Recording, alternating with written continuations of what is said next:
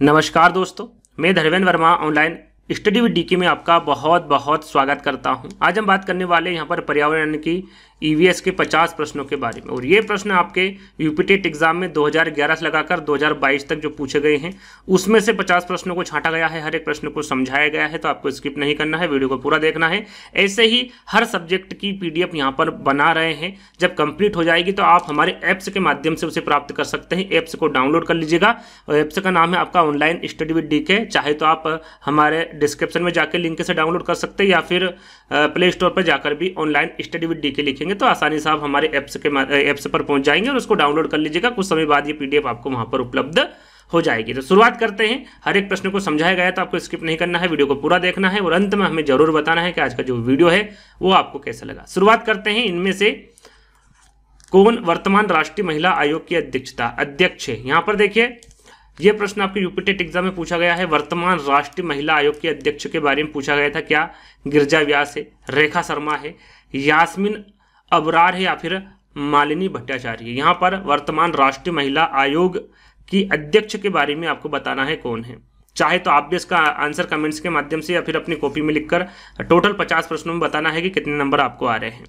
तो यहाँ पर आपका सही आंसर होगा रेखा शर्मा, जो वर्तमान राष्ट्रीय महिला आयोग के अध्यक्ष है, अभी भी वर्तमान में है। तो कौन है वो? रेखा शर्मा है। इनका कार्यकाल कब से शुरू किया था इन्होंने? तो उन्होंने 7/8/2018 में इन्होंने कार्यकाल संभाला था और अभी तक ये ही अध्यक्ष है, यानी कि वर्तमान में, है ना। इनके बारे में सारी जानकारी आपको देंगे तो 1 बाय 1 करके सुनिएगा।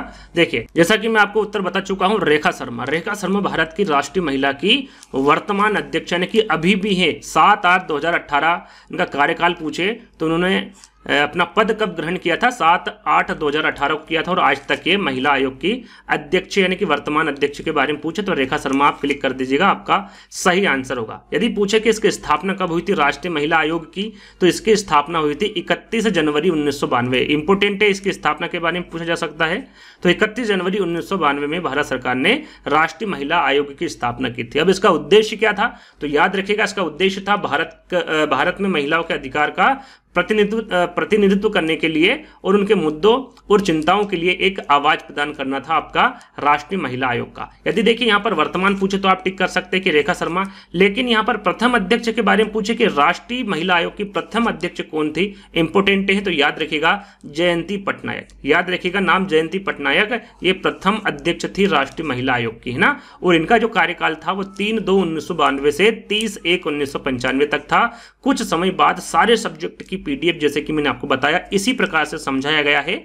तो वो आपको ऑनलाइन स्टडी विद डीके पर मिल जाएगी, तो वो उसको डाउनलोड करके रखेगा। कुछ समय बाद ही वो पीडीएफ आपको देखने को मिलेगी। 2011 से लगाकर 2022 तक सारे पेपर आपको वहां पर अवेलेबल हो जाएंगे। चलिए, दूसरा प्रश्न है लोकसभा और राज्यसभा। लोकसभा और राज्यसभा की जो संयुक्त बैठक है ये किसके द्वारा आहूत की जाती है, किसके द्वारा ली जाती है? राष्ट्रपति के द्वारा, लोकसभा के अध्यक्ष, संसद या फिर राज्यसभा के सभापति? इंपोर्टेंट है, इस प्रकार के प्रश्न आपके यूपीटेट एग्जाम में आगे भी पूछे जा सकते हैं। इस पर एक प्रॉपरली मैंने वीडियो बनाई, संविधान से जितने भी प्रश्न पूछे गए हैं, यानी कि अभी तक पर्यावरण अध्ययन में जो भी प्रश्न पूछे गए हैं टॉपिक वाइज मैं आपको वीडियो दे चुका हूं। यदि आपने नहीं देखा है तो प्लेलिस्ट मैंने बना के रखी, उस पर जाकर आप हर एक वीडियो को देख सकते हैं।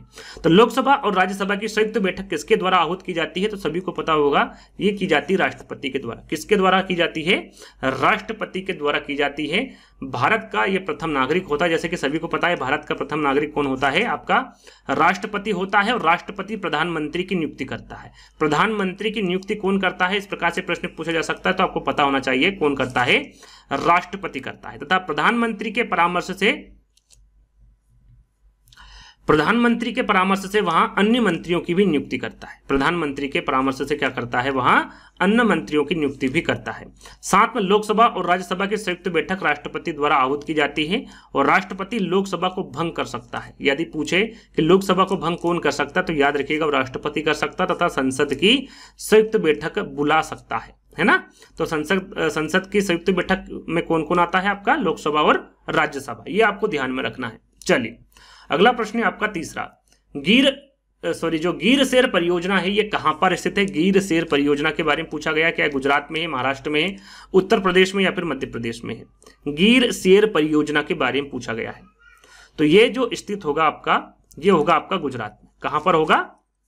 गुजरात में होगा, गुजरात के जूनागढ़ जिले में। आगे हम बात करेंगे जैसे कि मैंने अभी आपको बताया था कि जो गिर राष्ट्रीय उद्यान है या फिर वन्यजीव अभ्यारण्य है, ये गुजरात के जूनागढ़ जिले में स्थित है। और इसको अभ्यारण्य और राष्ट्रीय उद्यान कब घोषित किया गया था? तो अभ्यारण्य इसे 1965 में घोषित किया गया था और राष्ट्रीय उद्यान इसे 1975 में घोषित किया गया था। इसके बारे में आपको जानकारी होना चाहिए। साथ में जो गिर राष्ट्रीय उद्यान है ना, ये किसके लिए प्रसिद्ध है? याद रखिएगा, इंपोर्टेंट है, एशियाई शेरों के लिए पूछा जाता है सीधे सीधा कि एशियाई शेरों के लिए कौन सा राष्ट्रीय उद्यान प्रसिद्ध है? तो वह है गिर राष्ट्रीय उद्यान। और भी जो गुजरात में प्रमुख राष्ट्रीय उद्यान है उसमें आपका गिर राष्ट्रीय उद्यान है, जो कि अभी पूछा गया है। मरीन राष्ट्रीय उद्यान पूछे तो ये भी गुजरात में है। ब्लैक बुक राष्ट्रीय उद्यान पूछे तो ये भी आपका गुजरात में है। और गल्फ ऑफ कच्छ ये भी आपका गुजरात में है। ये 4 प्रकार के जो प्रमुख राष्ट्रीय उद्यान है सभी के सभी गुजरात में स्थित है और ये भी आगे आपसे एग्जाम में पूछे जा सकते हैं, तो आपको याद रखना है।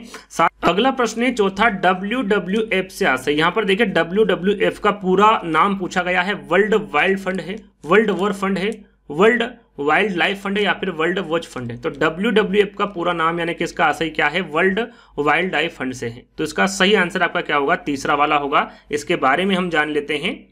देखिए WWF का पूरा नाम क्या है? जैसे कि मैंने अभी आपको बताया था, वर्ल्ड वाइल्ड लाइफ फंड है। साथ में यहाँ विश्व का सबसे बड़ा संरक्षण संगठन है। सबसे बड़ा संरक्षण संगठन के बारे में पूछे तो आपको पता होना चाहिए वो कौन सा संगठन है?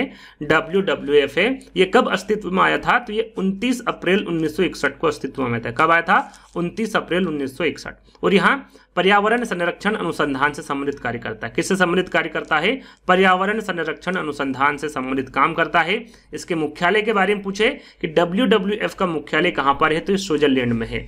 स्विट्जरलैंड में कहाँ पर है? तो ग्लेंड शहर में है ना। और इसका प्रतीक चिन्ह पूछा जाता है, इंपोर्टेंट है। WWF का प्रतीक चिन्ह क्या है? तो याद रखिएगा, पांडा है। विशाल पांडा इसका प्रतीक चिन्ह है। इसके बारे में भी आपको पता होना चाहिए। आगे हम बात करेंगे 5वें प्रश्न की, गंगा नदी के बारे में। देखिए गंगा नदी कहां से निकलती है? अरावली श्रेणी से निकलती है, लद्दाख ग्लेशियर से निकलती है, गंगोत्री ग्लेशियर से निकलती है या फिर मिलाप ग्लेशियर से निकलती है? गंगा नदी कहां से निकलती है? सरल सा प्रश्न है। इसके बारे में सारी जानकारी आपको दूंगा, एक एक करके सुनिएगा। तो गंगा नदी कहां से निकलती? सभी को पता होगा, गंगोत्री ग्लेशियर से निकलती। कहां से निकलती है? ये उत्तराखंड में स्थित है और उत्तराखंड स्थित गंगोत्री ग्लेशियर हिमनद से ये निकलती है ना। आगे हम इसके बारे में आपको बताएंगे। जैसा कि मैंने अभी आपको बताया कि जो गंगा नदी है वो उत्तराखंड स्थित गंगोत्री ग्लेशियर हिमनद से निकलती है और ये बंगाल की खाड़ी में समाप्त होती है। जैसे निकलना यहां पर पूछ ले कि कहां से निकलती है, तो विकल्प में था गंगोत्री ग्लेशियर, है ना, आपने टिक कर दिया।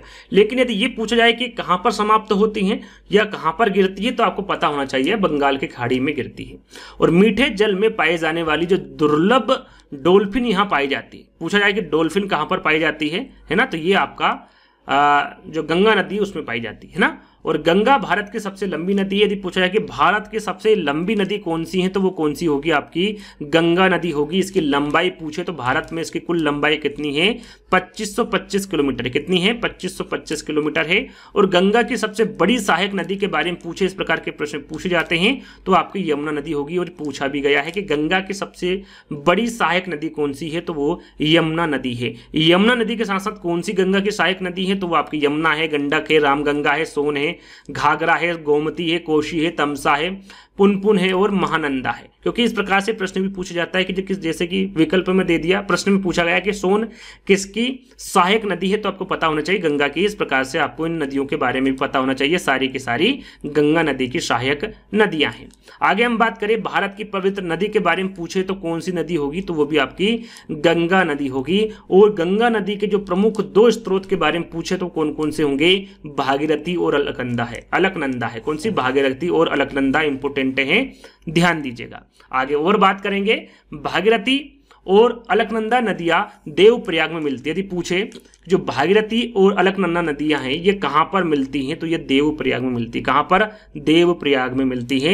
और गंगा नदी आपका उत्तराखंड में, उत्तर प्रदेश में, बिहार में, झारखंड में, पश्चिम बंगाल में तथा बांग्लादेश में पूछा जाता है कि जो गंगा नदी है कहां से होकर बहती है, तो आपका ये उत्तराखंड से निकलती है, जैसे कि हमने आपको बताया। फिर उत्तर प्रदेश, बिहार, झारखंड, पश्चिम बंगाल और बांग्लादेश से होकर बहती है। ये तो हुए आपके राज्य और देश के बारे में। अब यदि ऐसा पूछे कि गंगा नदी के किनारे कौन से शहर बसे हुए हैं, तो उनके बारे में भी आपको पता होना चाहिए। गंगा नदी के किनारे जो बसे शहर है उसमें आपका हरिद्वार है, कानपुर है, इलाहाबाद है ना, प्रयागराज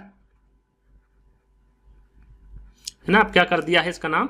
प्रयागराज कर दिया। तो प्रयागराज है आपका, पटना है, भागलपुर है, वाराणसी है, कोलकाता शहर है, ये सभी के सभी आपके गंगा नदी के किनारे बसे हुए हैं। इनके बारे में भी आपको पता होना चाहिए। बांध की हम बात करें तो गंगा नदी पर फरक्का बांध तथा टेहरी बांध पूछा जाता है सीधा सीधा कि टेहरी बांध किस नदी पर बनाया गया है, तो आपको पता होना चाहिए गंगा नदी पर बनाया गया है। फरक्का बांध भी गंगा नदी पर ही बनाया गया है। बांग्लादेश में गंगा नदी को किस नाम से जाना जाता है, ये पूछा जाता है। तो बांग्लादेश में जो गंगा नदी को पद्मा नदी के नाम से जाना जाता है। किस नाम से जाना जाता है, पद्मा नाम से जाना जाता है बांग्लादेश में, ये भी इंपोर्टेंट है। साथ में भारत सरकार द्वारा गंगा नदी को भारत की राष्ट्रीय नदी का दर्जा कब प्रदान किया गया था, तो ये किया गया था नवंबर 2008 में, है ना। ये पूछा जाता है, इंपोर्टेंट है सारे के सारे पॉइंट, इसको आपको ध्यान में रखना है, नोट से बना लीजिएगा, एक बार पढ़ लीजिएगा, आसानी से आपको याद हो जाएगा। छठा प्रश्न, अंतर्राष्ट्रीय न्यायालय का मुख्यालय स्थित है। देखिए अंतर्राष्ट्रीय न्यायालय का मुख्यालय कहां पर स्थित है, जेनेवा में, हैंग में, न्यूयॉर्क में है या फिर पेरिस में है। अंतर्राष्ट्रीय न्यायालय का मुख्यालय पूछा गया है कहां पर स्थित है। आप भी, जैसे कि मैंने शुरू में आपको बताया था कि आप भी उसका आंसर दे सकते हैं कमेंट्स के माध्यम से या फिर कॉपी में, है ना। इससे आपको पता चल जाएगा कि यदि आगे भी इस प्रकार के प्रश्न पूछे जाएंगे तो आप कितना हल कर पाएंगे, कितने आपको अंक प्राप्त हो सकते हैं। तो छठा प्रश्न है और इसका सही आंसर होगा आपका हैंग में, है ना। कहां पर है ये, अंतर्राष्ट्रीय न्यायालय का मुख्यालय हैंग में स्थित है। आगे हम बात करेंगे हैंग कहां पर आता है, नीदरलैंड में है, आगे हम इसको देखेंगे। देखिए अंतर्राष्ट्रीय न्यायालय शांति महल, पीस पैलेस कहा जाता है, जो कि हैंग में है, और हैंग कहां पर है आपका, नीदरलैंड में, है ना। सीधे सीधे नीदरलैंड भी विकल्प में दे तो भी आपका करेक्ट आंसर होगा। इसकी स्थापना की बात करें तो इसकी जो स्थापना हुई थी वो 3 अप्रैल 1946 को हुई थी। कब हुई थी, 3 अप्रैल 1946 को हुई थी। स्थापना जरूर याद कर लेना है, जहां पर भी मैं स्थापना बता रहा हूं, क्योंकि जो यूपी टेट एग्जाम में इस प्रकार के प्रश्न पूछे जाते हैं, आपके स्थापना भी पूछी जा सकती है ना। तो इसकी स्थापना हुई थी 3 अप्रैल 1946 को। अंतर्राष्ट्रीय न्यायालय के आधिकारिक कामकाजी जो भाषा है वो कौन सी है, तो उसमें अंग्रेजी भी है और फ्रेंच भी है। अंतर्राष्ट्रीय न्यायालय के बारे में पूछा गया है ना।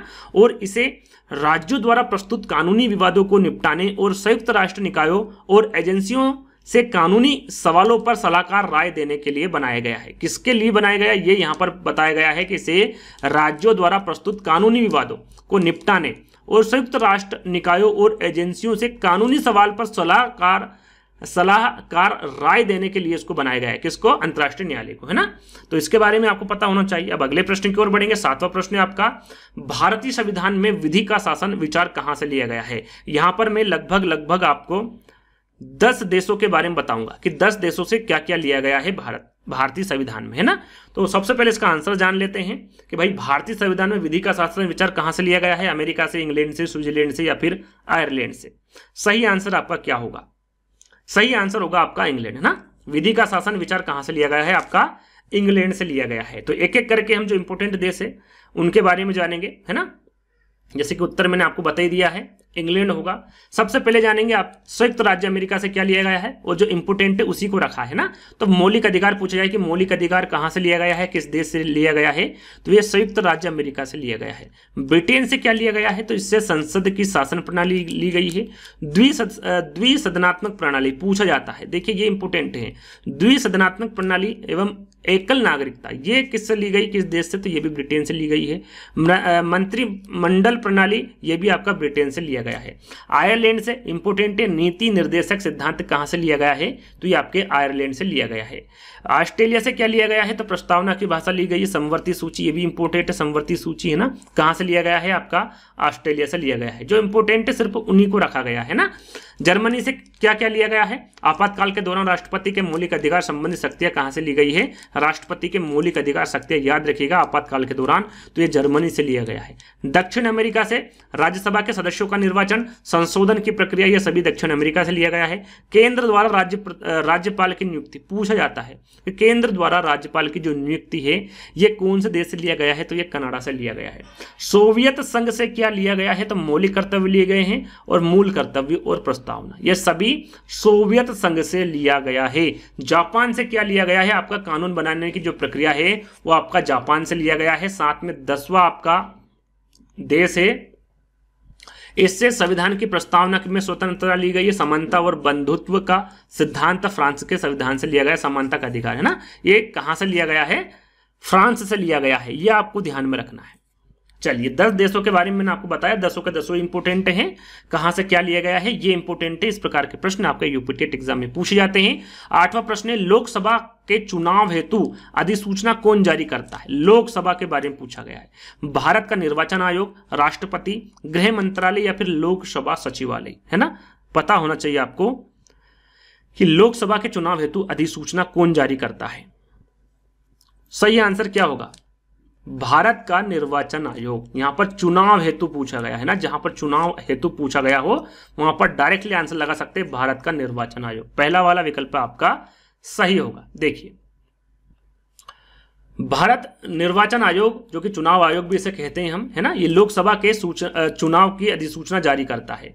और चुनाव आयोग के बारे में थोड़ी सी जानकारी आपको दे देता हूं। ये भारत में संविधान में उल्लेखित नियमों और विनियमों के अनुसार चुनाव प्रक्रियाओं को संचालित करने के लिए जिम्मेदार है ना। सीधे सीधे आपसे पूछा जाए कि चुनाव प्रक्रिया को कौन संचालित करता है, तो आपको पता होना चाहिए चुनाव आयोग करता है। और यहां आयोग भारत में, ध्यान दीजिएगा कि यहां आयोग भारत में लोकसभा, राज्यसभा और राज्य विधानसभाओं और देश में राष्ट्रपति और उपराष्ट्रपति के कार्यकालों के चुनाव का संचालन करता है। किस किस का यह संचालन करता है, आपका लोकसभा, राज्यसभा और राज्य विधानसभाओं और देश में राष्ट्रपति और उपराष्ट्रपति के कार्यकालों के चुनाव का यह संचालन करता है। इसकी स्थापना के बारे में पूछा जा सकता है, इंपोर्टेंट है। तो इसकी स्थापना हुई थी 25 जनवरी 1950 को। कब हुई थी?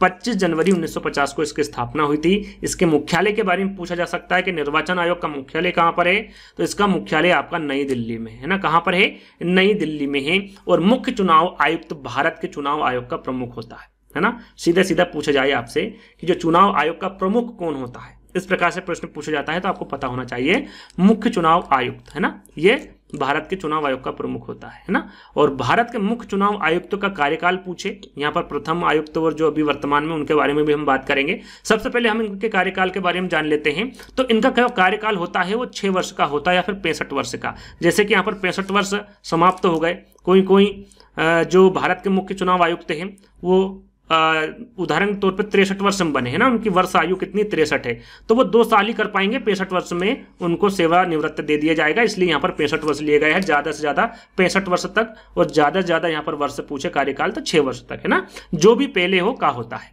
भारत के प्रथम चुनाव आयुक्त, देखिए इंपोर्टेंट है, ध्यान दीजिएगा। यदि भारत के प्रथम चुनाव आयुक्त के बारे में पूछे, प्रथम पूछा गया है ना, प्रथम चुनाव आयुक्त कौन है? सुकुमार सेन थे। कौन थे? सुकुमार सेन। इनका कार्यकाल कितना था, कितने से कितना तक का था? 21 मार्च 1950 से 19 दिसंबर 1958 तक इनका कार्यकाल था, सुकुमार सेन का, याद रखिएगा, है ना। और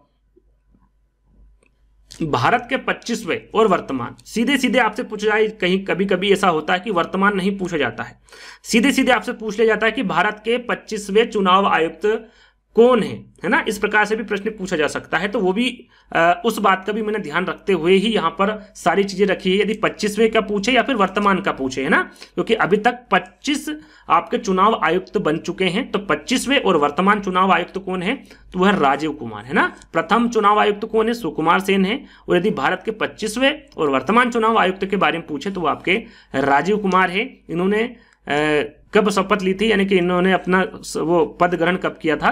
15 मई 2022 को। और अब तक यानी कि अभी तक भी राजीव कुमार, क्योंकि वर्तमान में अभी तक मौजूद है ना।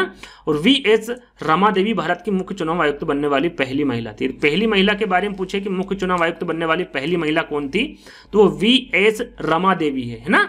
आगे बात करेंगे कि इसकी नियुक्ति कौन करता है, मुख्य चुनाव आयुक्त की नियुक्ति कौन करता है, तो यह राष्ट्रपति द्वारा की जाती है। किसके द्वारा? राष्ट्रपति के द्वारा की जाती है। और राज्य चुनाव आयुक्त की नियुक्ति, ये तो आपका जो केंद्र में है उसके बारे में बात की जा रही है ना, भारत में हमारे। लेकिन राज्य चुनाव आयुक्त की नियुक्ति, जैसे कि आप उत्तर प्रदेश के हैं, कोई मध्य प्रदेश का है, कोई कहाँ का है ना, उसके जो चुनाव आयुक्त की नियुक्ति है वो कौन करता है? वहां का जो राज्यपाल होता है वो करता है राज्य चुनाव आयुक्त की नियुक्ति। तो इसके बारे में भी आपको पता होना चाहिए। चलिए 9वां प्रश्न, लोकसभा की कार्यवाही के प्रथम घंटे को क्या कहते हैं? इंपोर्टेंट है, ये पूछा गया है और आगे भी पूछा जा सकता है। कोई से प्रश्न ऐसे होते हैं जो रिपीटेड होते हैं ना। सार्वजनिक काल है, विशेषाधिकार काल है, शून्य काल है या फिर प्रश्न काल है। लोकसभा की कार्यवाही के जो प्रथम घंटे होते हैं उसे क्या कहा जाता है? देखिए यहां पर जो मैं समय दे रहा हूं आपके लिए दे रहा हूं ताकि आप इसका आंसर आसानी से इत्मीनान से दे सके। तो 9वां प्रश्न का जो आंसर होगा आपका प्रश्नकाल होगा। क्या होगा? प्रश्नकाल। प्रथम घंटे को क्या कहा जाता है? कार्यवाही को प्रश्नकाल कहा जाता है। यहां पर आगे इसकी सारी जानकारी दी गई है प्रश्नकाल के बारे में कि प्रश्नकाल लोकसभा की कार्यवाही के प्रथम घंटे को प्रश्नकाल कहा जाता है। यदि इसका समय पूछे कि इसका समय क्या होता है तो सुबह 11 बजे से दोपहर 12 बजे तक इसका बीच का जो होगा समय वो 1 घंटे का होगा, 11 से 12 बजे का। और इस समय को क्या कहा जाता है? प्रश्नकाल कहा जाता है। इस दौरान सदस्य सवाल पूछते हैं, याद रखिएगा इस दौरान क्या होता है, सदस्य सवाल पूछते हैं और मंत्री आमतौर पर जवाब देते हैं। प्रश्न 3 प्रकार के होते हैं, याद रखिएगा, है ना। यदि सीधा सीधा आपसे पूछे कि इस दौरान जब सदस्य सवाल पूछते हैं और मंत्री आमतौर पर जवाब देते हैं तो उसको कौन सा काल कहा जाता है लोकसभा में, तो याद रखिएगा उसे प्रश्नकाल कहा जाता है। और ये 3 प्रकार के होते हैं प्रश्न, एक होता है तारांकित, दूसरा होता है अतारांकित और तीसरा होता है लघु सूचना। ये 3 प्रकार के यहाँ पर प्रश्न होते हैं लोकसभा में प्रश्नकाल के, ये आपको ध्यान में रखना है।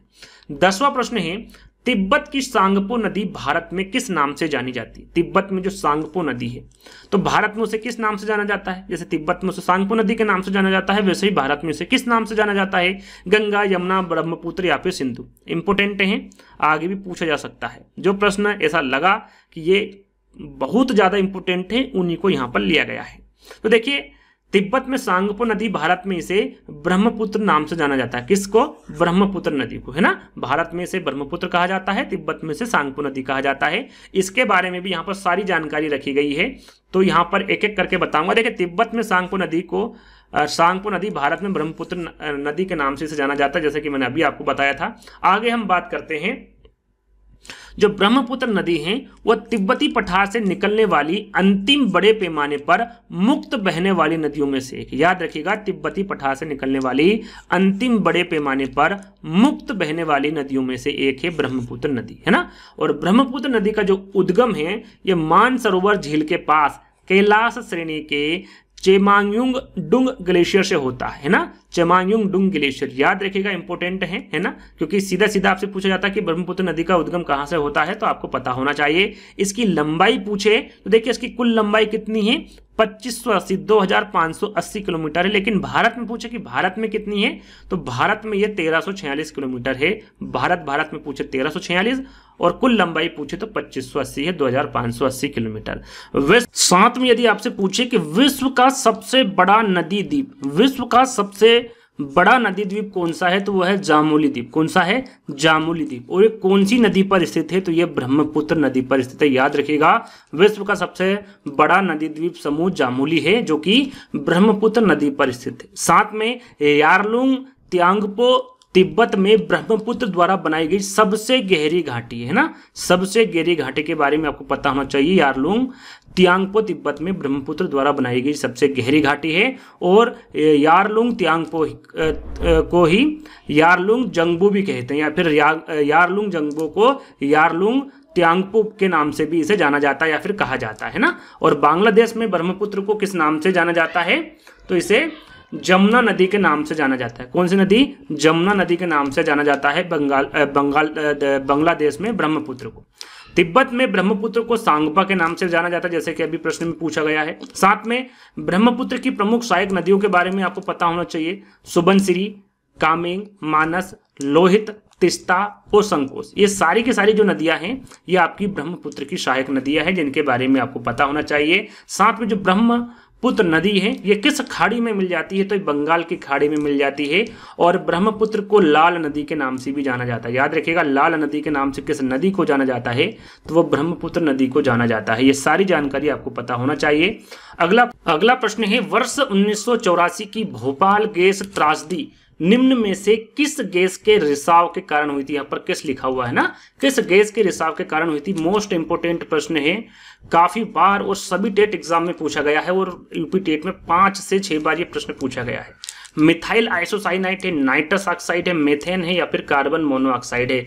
सभी को इसका आंसर पता होगा। कौन सी गैस है जो भोपाल गैस त्रासदी हुई थी, है ना, वो रिसाव कौन सी गैस हुई थी उसके बारे में आपको बताना है। तो उस गैस का नाम है मिथाइल आइसोसाइनाइट। कौन सी गैस है? Methyl isocyanate. यहाँ पर वर्ष के साथ साथ यदि आपसे तारीख पूछे तो वो है 3 दिसंबर। 3 दिसंबर 1984 है ना, कहीं कहीं 4 दिसंबर भी दे रखा होता है, 3 और 4 आपको याद रखना है। ये इस दिन भोपाल गैस त्रासदी हुई थी, गैस का रिसाव हुआ था मिथाइल आइसोसाइनाइट, और इसकी वजह से काफी लोगों की जान भी गई थी, है ना। यहाँ पर सारी चीजें लिखी हुई है।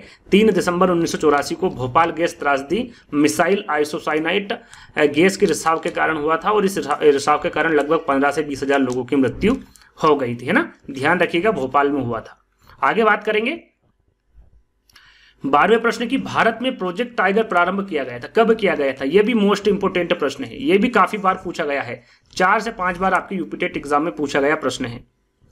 1972 में, 73 में, 81 में या फिर 85 में, सभी को पता होगा, इसके बारे में काफी बार आपने पढ़ा होगा कि ये जो प्रोजेक्ट भारत में जो प्रोजेक्ट टाइगर प्रारंभ हुआ था, ये 1973 में हुआ था। कब हुआ था? 1973। थोड़ी सी जानकारी इसकी रखी मैंने कि भारत सरकार ने अप्रैल में, कब? अप्रैल 1973 को भारत में बाघों की लगातार घटती आबादी को बचाने के उद्देश्य से प्रोजेक्ट टाइगर की शुरुआत की थी। यहां पर उद्देश्य पूछे तो किस उद्देश्य से की थी? भारत में बाघों की लगातार घटती आबादी को बचाने के उद्देश्य से प्रोजेक्ट टाइगर की शुरुआत की थी। कब की थी? 1973 में की थी प्रोजेक्ट टाइगर की शुरुआत, 1973 में। अब बात करते हैं कहां पर की गई थी और कौन से नेशनल पार्क में की गई थी। तो ये की गई थी उत्तराखंड में। उत्तराखंड के कौन से नेशनल पार्क में? जिम कॉर्बेट नेशनल पार्क में, जो कि भारत का सबसे पुराना राष्ट्रीय उद्यान है। जिम कॉर्बेट राष्ट्रीय उद्यान पूछा गया है, ये भी इंपॉर्टेंट प्रश्न है, 2 से 3 बार प्रश्न पूछा गया। भारत का सबसे पुराना राष्ट्रीय उद्यान कौन सा है, इसका नया नाम क्या है, पुराना नाम क्या है, इस प्रकार से प्रश्न पूछा जाता है। तो जिम कॉर्बेट राष्ट्रीय उद्यान है ना। इसकी स्थापना कब हुई थी? तो इसकी स्थापना याद रखेगा किसकी? जिम कॉर्बेट राष्ट्रीय उद्यान की स्थापना कब हुई थी? 1936 में। ये याद रखिएगा, ये भी पूछा जाता है। ये उत्तराखंड के कौन से जिले में स्थित है? तो याद रखिएगा, जो जिम कॉर्बेट राष्ट्रीय उद्यान है ये उत्तराखंड के नैनीताल जिले में स्थित है। कहां पर है? नैनीताल जिले में स्थित है। इसका पुराना नाम पूछा जाता है और पूछा भी गया है। जिम कॉर्बेट नेशनल पार्क का पुराना नाम क्या है? जो कि भारत का सबसे पुराना राष्ट्रीय उद्यान है, इसका नाम होगा हैली नेशनल पार्क। पहले क्या नाम था इसका? हैली नेशनल पार्क था, उसके बाद में जिम कॉर्बेट राष्ट्रीय उद्यान इसको कर दिया गया। ये सारी जानकारी आपको पता होना चाहिए। अगला प्रश्न है, निम्न में से कौन सा सागर यूरोप को अफ्रीका से, देखिए यहां पर यूरोप को अफ्रीका से कौन अलग करता है, यह पूछा गया। कौन सा सागर है? लाल सागर है, काला सागर है, अरब सागर है या फिर भूमध्य सागर है। आपको सागर का नाम बताना है जो कि यूरोप को अफ्रीका से अलग करता है। तो उस सागर का नाम है भूमध्य सागर। भूमध्य सागर यूरोप को अफ्रीका से अलग करता है। 4th वाला विकल्प आपका सही होगा, जैसे कि लिखा हुआ है कि भूमध्य सागर यूरोप और अफ्रीका को अलग करता है। साथ में आपको पता होना चाहिए कि कौन सी जल संधि है जो भूमध्य सागर को अंटार्कटिक महासागर से जोड़ती है, तो वह जिब्राल्टर जल संधि है ना। जिब्राल्टर जल संधि जो है ये भूमध्य सागर को अटलांटिक महासागर से जोड़ती है, और यूरोप में जिब्राल्टर और स्पेन को अफ्रीका में मोरक्को से अलग करती है। इस बात का भी आपको ध्यान में रखना है ना। तो यहां पर सही आंसर क्या होगा? आपका भूमध्य सागर होगा। चलिए अगला प्रश्न है आपका अंतर्राष्ट्रीय ओजोन दिवस। ये प्रश्न भी काफी पूछा गया है। ओजोन दिवस के बारे में पूछा गया है। दिवस के बारे में 1-2 प्रश्न पूछे जाते हैं आपके यूपी टेट एग्जाम में। तो कब मनाया जाता है? 16 सितंबर को, 22 अप्रैल को, 22 मार्च को या फिर 16 अक्टूबर को। ओजोन दिवस कब मनाया जाता है? सभी को पता होगा, सरल सा प्रश्न है। ये मनाया जाता है 16 सितंबर को, है ना। अंतर्राष्ट्रीय ओजोन दिवस 16 सितंबर को मनाया जाता है। साथ में ओजोन परत के संरक्षण के लिए क्यों मनाया जाता है? ओजोन परत के संरक्षण के लिए मनाया जाता है अंतर्राष्ट्रीय दिवस 16 सितंबर को, है ना। और ओजोन परत के बारे में हम देखें तो ओजोन परत सूर्य के हानिकारक पराबैंगनी किरणें, जिसके बारे में आपको सभी को पता है, इसको सीमित करके पृथ्वी की रक्षा करने के लिए ये जो ओजोन परत है ये महत्वपूर्ण भूमिका निभाती है। साथ में इसे कब घोषित किया गया था? 16 सितंबर को विश्व ओजोन दिवस। तो ये किया गया था दिसंबर 1994 में। दिसंबर 1994 में संयुक्त राष्ट्र महासभा ने 16 सितंबर को विश्व ओजोन दिवस के रूप में घोषित किया था, है ना। कब? 16 सितंबर, है ना, 1994 में, याद रखना है। आगे हम बात करेंगे, थोड़ी सी और जानकारी इसके बारे में दे देते हैं ओजोन परत के बारे में। जो ओजोन परत के संरक्षण के लिए कौन सा समझौता, देखिए पूछा जाता है प्रोटोकॉल के बारे में पूछा जाता है, कौन सा प्रोटोकॉल है ओजोन परत के संरक्षण के लिए इंपोर्टेंट है? Montreal protocol. ये भी पूछा गया है आपके यूपी टेट एग्जाम में, है ना। ओजोन परत के संरक्षण के लिए कौन सा प्रोटोकॉल जिम्मेदार होगा? तो मॉन्ट्रियल प्रोटोकॉल यही सारा देखरेख इसका करता है ना। ओजोन परत समताप मंडल में मौजूद है। ये इंपोर्टेंट पूछा जाता है कि जो ओजोन परत है वो कौन से मंडल में है, कौन सी परत में है, तो समताप मंडल में है ना, जो पृथ्वी की सतह से 10 से 50 किलोमीटर ऊपर की परत है। इसके बारे में हम आगे बात करेंगे जब समताप मंडल वगैरह और भी आपके जो वायुमंडल है, समताप मंडल है ना, महामंडल है, ये सारी जानकारी आगे हम देंगे। ये प्रश्न मैंने रखा है एक। तो अगला प्रश्न है, अंतर्राष्ट्रीय ओजोन दिवस मनाया जाता है। ये भी इंपोर्टेंट है, काफी बार पूछा गया है। ओजोन दिवस कब मनाया जाता है? 16 सितंबर को, 22 अप्रैल को, 22 मार्च को, है ना, या फिर 16 अक्टूबर को? ओजोन दिवस कब मनाया जाता है? सभी को पता है कि 16 सितंबर को अंतर्राष्ट्रीय ओजोन दिवस मनाया जाता है। क्यों मनाया जाता है? ओजोन परत के संरक्षण के लिए। लिखा हुआ है ओजोन परत के संरक्षण के लिए अंतर्राष्ट्रीय दिवस 16 सितंबर को मनाया जाता है। 16 सितंबर को अंतर्राष्ट्रीय ओजोन दिवस मनाया जाता है। इसके बारे में आपको पता होना चाहिए। साथ में ओजोन परत के बारे में भी आपको पता होना चाहिए। जो ओजोन परत होती है सूर्य के हानिकारक पराबैंगनी किरणों को सीमित करके पृथ्वी की रक्षा के लिए जो ओजोन परत होती है वो महत्वपूर्ण भूमिका निभाती है। सबसे पहले कब घोषित किया गया था इसको? तो दिसंबर 1994 में संयुक्त राष्ट्र महासभा ने 16 सितंबर को विश्व ओजोन दिवस के रूप में घोषित किया था। कब किया था? दिसंबर में 1994 में किया था, है ना। याद रखिएगा, इंपोर्टेंट है। यहाँ पर सन आपको ध्यान में रखना है। साथ में और थोड़ी सी जानकारी देंगे। यहाँ पर प्रोटोकॉल के बारे में पूछा जाता है कि ओजोन परत के संरक्षण के लिए कौन सा समझौता या फिर कौन सा प्रोटोकॉल बनाया गया था, तो आपको पता होना चाहिए वो मॉन्ट्रियल प्रोटोकॉल है ना। कौन सा प्रोटोकॉल है? मॉन्ट्रियल प्रोटोकॉल है। काफी इंपोर्टेंट है, ध्यान दीजिएगा। और जो ये ओजोन परत है ये कौन से मंडल में मौजूद होती है? तो समताप मंडल में। ये भी इंपोर्टेंट है, पूछा गया है। ओजोन परत कौन से मंडल में मौजूद होती है? तो ये समताप मंडल में मौजूद होती है। और जो समताप मंडल है ये पृथ्वी की सतह से 10 से 50 किलोमीटर ऊपर की परत होती समताप मंडल की। इसके बारे में हम और जानकारी आपको देंगे। सबसे पहले हम इस प्रश्न के बारे में जान लेते हैं। देखिए, दक्षिण ध्रुव अंटार्कटिका में ओजोन का क्षरण सबसे अधिक होता है। पूछा जाता है कि वो कौन सा ध्रुव है जिसमें ओजोन का संरक्षण जो क्षरण है वो सबसे अधिक होता है? तो वो आपका है दक्षिणी ध्रुव यानी कि अंटार्कटिका, है ना। इंपोर्टेंट, ध्यान दीजिएगा, आईएमपी प्रश्न है। ओजोन का क्षरण सबसे अधिक किसमें होता है? तो ये दक्षिणी ध्रुव या फिर अंटार्कटिका में होता है। और 3 विकल्प आपने देखे थे जिसमें 22 अप्रैल था, 22 मार्च था, 16 अक्टूबर था। तो 22 अप्रैल को विश्व पृथ्वी दिवस मनाया जाता है, 22 मार्च को विश्व जल दिवस मनाया जाता है और 16 अक्टूबर को विश्व खाद्य दिवस मनाया जाता है। इन तीनों के बारे में भी आपको पता होना चाहिए। आगे बढ़ेंगे। अगला प्रश्न है, किसी खाद्य श्रृंखला में शाकाहारी होते हैं। खाद्य श्रृंखला में शाकाहारी कौन होते हैं? प्राथमिक उत्पादक होते हैं, प्राथमिक उपभोक्ता होते हैं, द्वितीयक उपभोक्ता होते हैं या फिर अपघटनकर्ता होते हैं। किसी खाद्य श्रृंखला में शाकाहारी कौन होते हैं, इसके बारे में आपको बताना है। तो यहाँ पर देखिए, शाकाहारी कौन होते हैं? प्राथमिक उपभोक्ता होते हैं ना, उत्पादक नहीं होते। उत्पादक कौन होते हैं? प्राथमिक उत्पादक। ये प्रकाश संश्लेषण की मदद से अपने स्वयं का भोजन का उत्पादन करते हैं। इसे ही क्या कहते हैं?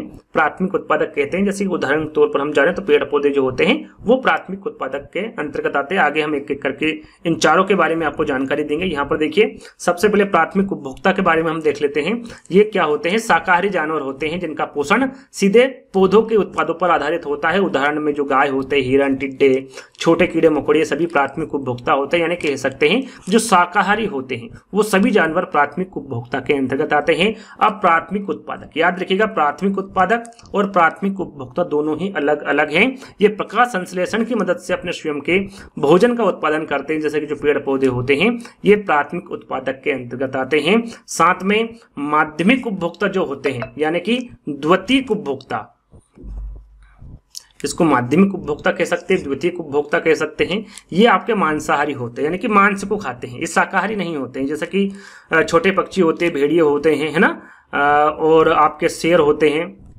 है ना, ये सारे मांसाहारी जानवर होते हैं। ये मांस को खाते हैं ना, जो मांस को खाते हैं वो मांसाहारी जानवर होते हैं और द्वितीयक उपभोक्ता के अंतर्गत आते हैं।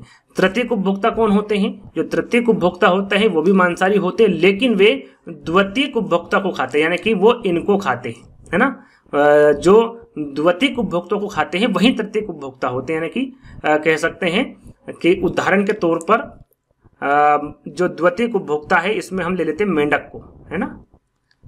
मेंढक भी मांसाहारी है। और यहाँ पर ले लेते हैं सांप, उदाहरण है ना, उदाहरण मैंने यहाँ पर लिखा नहीं, सांप ले लेते हैं। देखिए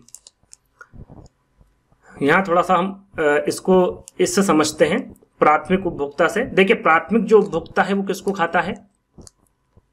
प्राथमिक उपभोक्ता आपका खाता है पेड़ पौधे को, है ना।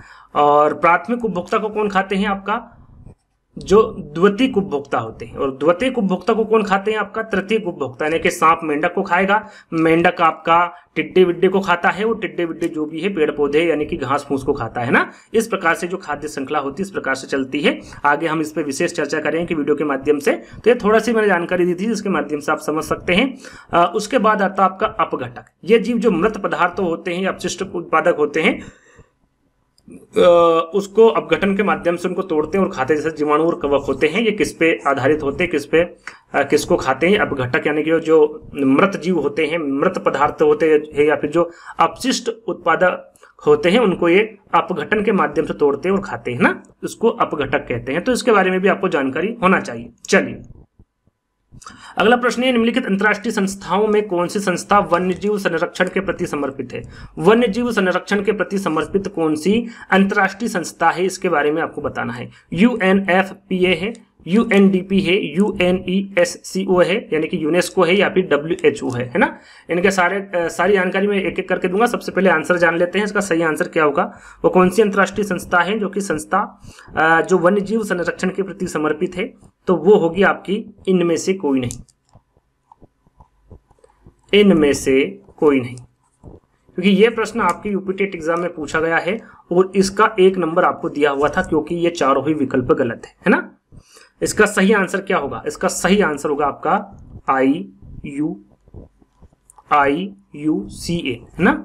IUCN यानी कि international union for conservation of nature, अंतर्राष्ट्रीय प्रकृति संरक्षण संघ है ना। ये जो संस्था है ये वन्यजीव संरक्षण के प्रति समर्पित है, ना कि आपकी पहली वाली, ना ही दूसरी वाली, ना ही तीसरी वाली, ना ही चौथी वाली, है ना। ये आपके चारों विकल्प गलत थे, इसका 1 नंबर आपको मिला था। IUCN आपका बिल्कुल करेक्ट आंसर होगा। एक एक करके मैं जानकारी दूंगा, ध्यान से सुनिएगा। देखिए जैसे कि यहाँ पर लिखा भी हुआ है कि विकल्प में दिए गए सभी विकल्प गलत है, इनमें से कोई भी संस्था वन्यजीव संरक्षण से संबंधित नहीं है।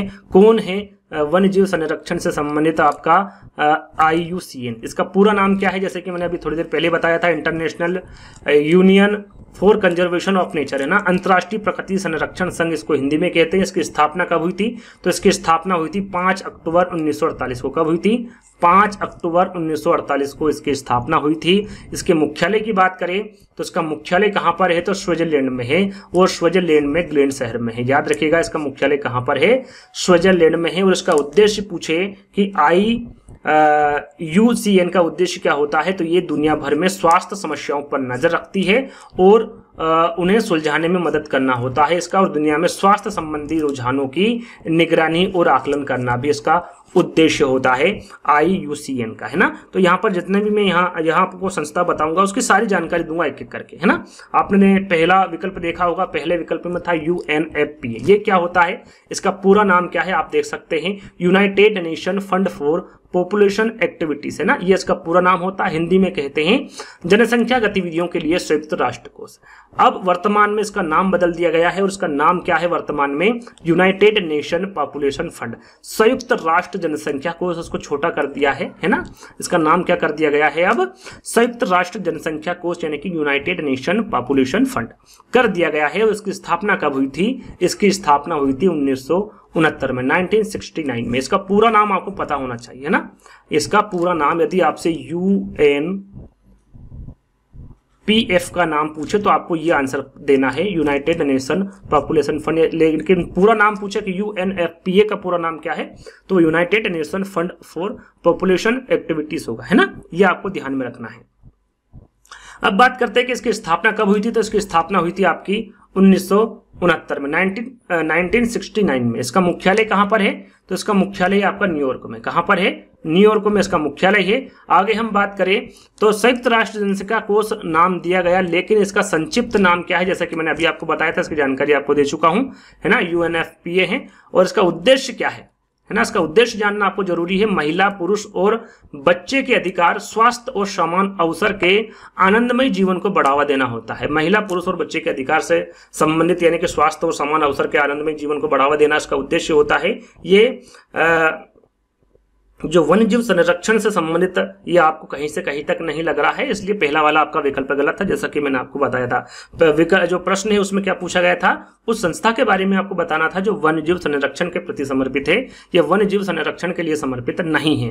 तो इसका उद्देश्य आपको पता होना चाहिए। आगे हम दूसरे विकल्प की बात करें तो दूसरे विकल्प में था आपका यूएनडीपी। क्या था? यूएनडीपी। इसका पूरा नाम क्या है? यूनाइटेड नेशन डेवलपमेंट प्रोग्राम, है ना, संयुक्त राष्ट्र विकास कार्यक्रम इसका पूरा नाम है। इसकी स्थापना कब हुई थी? इसकी स्थापना हुई थी 22 नवंबर 1965 में। इसका मुख्यालय न्यूयॉर्क में है। और इसका उद्देश्य क्या है? संयुक्त राष्ट्र विकास कार्यक्रम एवं अंतर्राष्ट्रीय संगठन है जो ग्रह की रक्षा करते हुए गरीबी उन्मूलन के लिए काम करती है। किसके लिए? गरीबी उन्मूलन के लिए काम करती है। तो ये इसका उद्देश्य भी किसी भी प्रकार से वन्यजीव संरक्षण के प्रति समर्पित नहीं है। इसका कार्य है गरीबी उन्मूलन के लिए काम करना, है ना। अब बात करते हैं तीसरे विकल्प की, यूनेस्को, UNESCO। इसका पूरा नाम क्या है? संयुक्त राष्ट्र शैक्षिक वैज्ञानिक एवं सांस्कृतिक संगठन, United Nation Education Scientific and Culture Organisation, ये इसका पूरा नाम है। संयुक्त राष्ट्र शैक्षिक वैज्ञानिक एवं सांस्कृतिक संगठन, है ना। इसका पूरा नाम आपको पता होना चाहिए यूनेस्को का। इसकी स्थापना कब हुई थी? इसकी स्थापना हुई थी 16 नवंबर 1945 में। इसका मुख्यालय कहां पर है? तो इसका मुख्यालय होगा आपका पेरिस, फ्रांस में। और यूनेस्को के सदस्य देश कितने हैं? तो 195 है। याद रखिएगा, इंपोर्टेंट है। यूनेस्को के जो सदस्य देशों की संख्या कितनी होगी? वो 195 होगी। और इसका उद्देश्य क्या होगा? तो इसका उद्देश्य शिक्षा, प्रकृति तथा समाज विज्ञान, संस्कृति तथा संचार के माध्यम से अंतर्राष्ट्रीय शांति को बढ़ावा देना। अंतर्राष्ट्रीय शांति को बढ़ावा देना इसका मुख्य उद्देश्य है। इसका भी जो मुख्य उद्देश्य है वो जो वन्यजीव संरक्षण के प्रति समर्पित नहीं है। तो ये वाला विकल्प भी आपका गलत होगा। WHO के बारे में तो आपको पता ही है, फिर भी जान लेते हैं। WHO का फुल फॉर्म होता है वर्ल्ड हेल्थ ऑर्गेनाइजेशन, विश्व स्वास्थ्य संगठन इसका पूरा नाम है। और इसकी स्थापना हुई थी 7 अप्रैल 1948 को। स्थापना आपको पता होना चाहिए सभी की। 7 अप्रैल 1948 को इसकी स्थापना हुई थी। मुख्यालय के बारे में भी आपको पता होना चाहिए। जेनेवा, स्विट्जरलैंड में इसका मुख्यालय है। इसका उद्देश्य क्या है?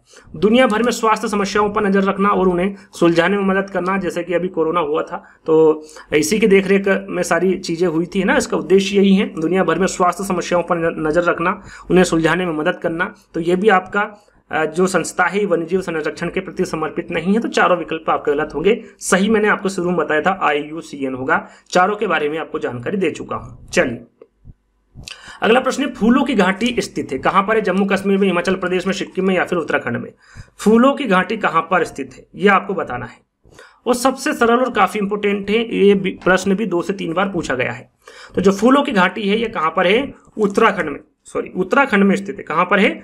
उत्तराखंड के चमोली चित्तौड़गढ़ जिलों में स्थित है। कहां पर? चित्तौड़गढ़।